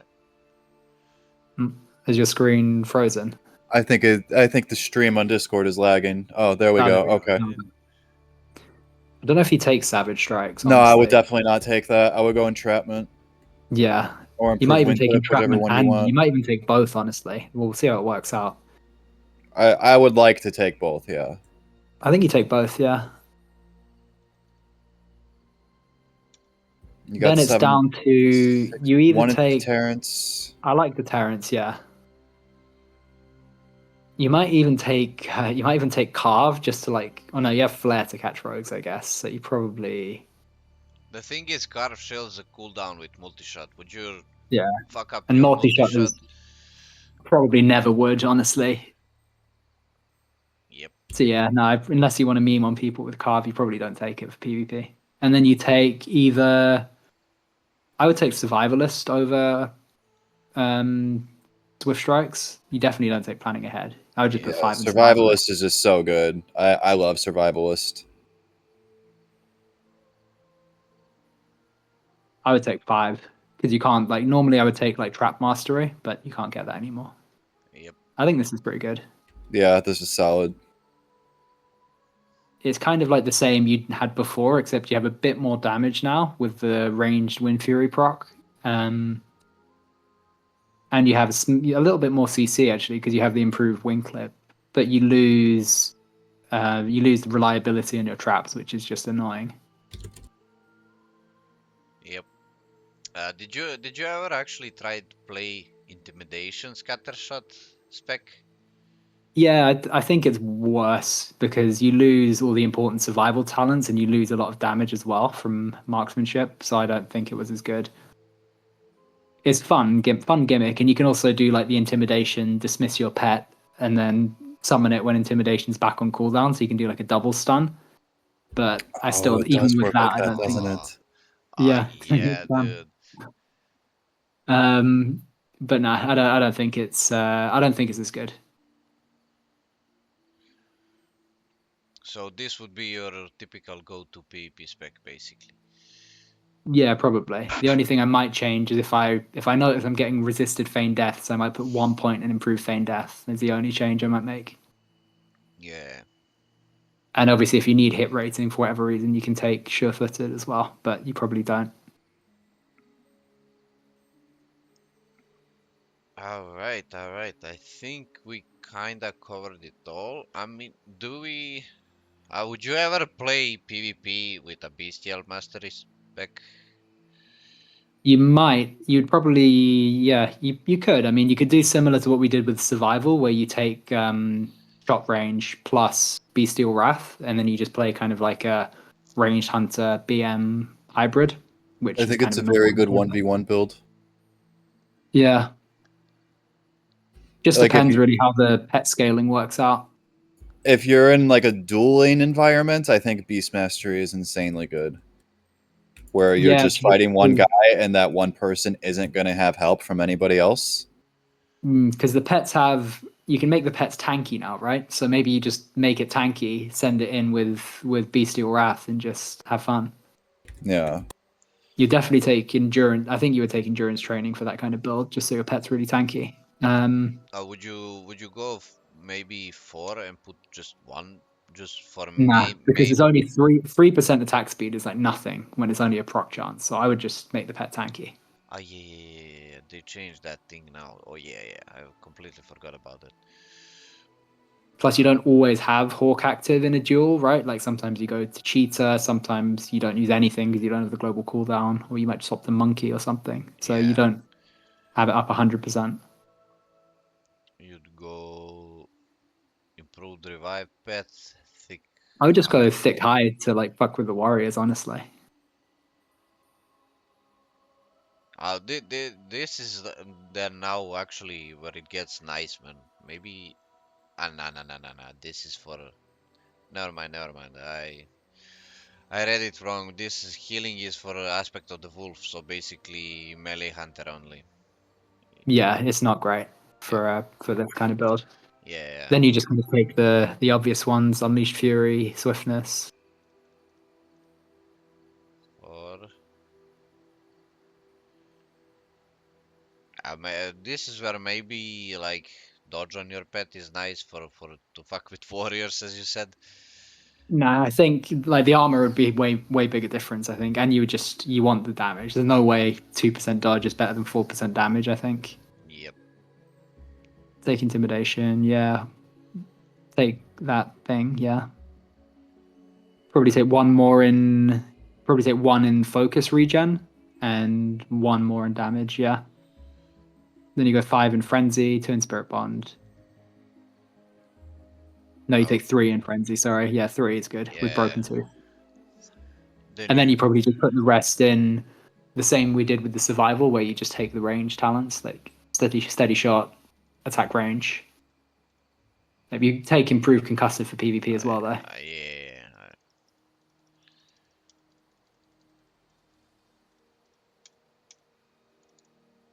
This and 3 into mortal shots. Yeah. I have Yeah, to wonder though if improved Scorpid Sting is going to be better than putting more points into effectiveness or efficiency rather. it could be. Yeah, like what is it? Like 20% attack speed slow, 4% damage on a Yeah, warrior. yeah. Yeah, maybe like that. Like not that. This. Yeah, improved scorping sting instead of efficiency, definitely for PvP. Yeah, I I mean, you can wonder if the maybe 4% damage is going to be worth spending a global in vanilla PvP where fights are lasting like 10 seconds long, though. I mean, you It's I still don't true, know. yeah. Something we'll have to figure out, I guess. you probably use it like you use that in a group scenario when you can't cast True Shot because you can't stand still to do it, and you just have like filler globals where you like drop a Scorpion Sting on a warrior or something. Yeah. Like, because you also can't just spam Viper Sting on everyone anymore, so you kind of you'll have some free globals where you can cast it. It's just whether like that small boost is really worth it. True, yeah.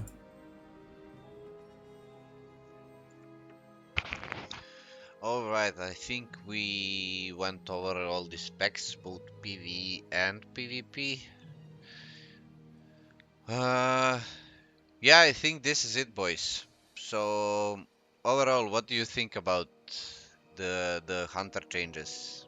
Do you like it? Do you don't like it? Are you excited about it? Pepe, wanna go first? I'm pretty excited for it, yeah. I think it's going to make me play my hunter again, which is something that I haven't had much interest in playing like over the last few months. Hopefully melee hunter isn't just going to be like a novelty thing where I get tired of it after a few weeks and it's actually something that's fun to play. Given everything we've looked at for survival, it does look pretty enjoyable. So I guess we'll just have to see how it plays out. I think marksman is kind of underwhelming, to be honest with you. I'm a little sad that we're not getting like any really like big gameplay changes, and I think a lot of us were thinking that some of those talents that they added to the marksman tree were going to be a lot better than they actually are. But this is just me assuming. We still have to see how they play out. Overall, I think I'm going to be more motivated to play my hunter once the patch comes out. So that's cool. Alright, Guthlac, how about you? Yeah, I think similar in a lot of ways. I guess, yeah, marksmanship didn't really get anything, but I guess that was the talent tree that didn't need it as much because it already had a pretty decent performance and quite a fun play style, I think. So they didn't need to add too much to it. I guess it's kind of annoying that you now need to take more points in marksmanship, which means you can't kind of branch out to other trees as much. But like the talents are better, so I guess it doesn't really matter that much. I think survival they did a really good job with. I think we'll have to see how the scaling plays out and how it actually works and performs in PvE. But they made the rotation a lot more interesting with the new mongoose bite with traps in combat. And they obviously did add a lot of scaling talent, so it just comes down to how that all plays out. I do wish they would have added like some more PvP utility, like a gap closer or a defensive cooldown, although that might have made it too strong with like the range like hybrid build that we made. It might have made that too strong if they gave you a proper mobility or defensive tool. Maybe that's why they didn't do that. But yeah, I think survival pretty good changes overall. BM looks good. It's nice that they added scaling. I guess what I would have liked is if they added something to make it a bit more interesting, maybe like some more pet abilities like a spider web or like a monkey stun or something like that to just give it, a few more buttons to press. Or like kill command or something for damage. But no, it's good that they made it scale a bit better, and hopefully it works a bit longer into like PvE raids. Maybe it can kind of hold its own up to BWL now instead of just kind of falling off once you get out of dungeon gear. So yeah, pretty happy with it overall. Alright, alright. So yeah, that's pretty much it. We covered everything, I think, from racial changes that impact hunters to kind of a little bit over weapon skills as well, then deep into the each talent tree as well, each spec, talent point by talent point. We went through it all. This was really interesting for me. I hope you guys enjoyed it as well. And I want to thank Pepe or Daedyia and Guthlac. Thank you for your time. Thank you for coming on the talk show. thank you for keeping a company and for sharing your opinions. Hopefully you guys enjoyed it as well, as much as I did. And yeah, do you guys have anything else to say for ending? Maybe. Yeah, well, I guess just, yeah, I had fun as well. It was quite good to talk through these changes. I think we got a pretty good idea of kind of what builds will be played. It was interesting to get your guys' thoughts. So yeah, thanks for having me. Yeah, agreed. I had a good time on here. Thanks for having me on here. It's a shame I wasn't able to come onto the talk last week about the warrior stuff too. I had a few things I could have said there, but just wasn't able to make that one work. But yeah, glad I was able to come on for the Hunter talk. Pretty excited to play Hunter and the new changes. Guthlac, I hope I get to see you come back for a little bit too to try it out. Yeah. Yeah, It'd maybe be I'll nice log to in. have you with us. Do Yeah, yeah. people still play BGs on Total WoW server? Maybe I'll log in some PvP. Just stay logged out. If you're logging in for PvP, just don't log in, dude. Yeah, dude. It's kind of rough time on the Turtle WoW with the PvP, dude. Oh no. Well, maybe I'll join for an act or something. We'll I was see. gonna say maybe come to a Nax. The current state of Turtle WoW PvP is it's not great. Oh, that's a shame. Shame to hear. I guess they all went onto the PvP server, or maybe they tried it and then quit. Yeah, it's I think it's the second thing they tried it and they quit. All the Ah, well, unlucky. OG Turtle WoW PvPers. Yeah, well, that's exactly what I did. So I can see other people haven't done that. Yeah. Yep. And I think, yeah, this is it, boys. So thank you again for coming over here, and that's it, pretty much. Yep. Thanks, man. Thanks for having me. Alright, goodbye.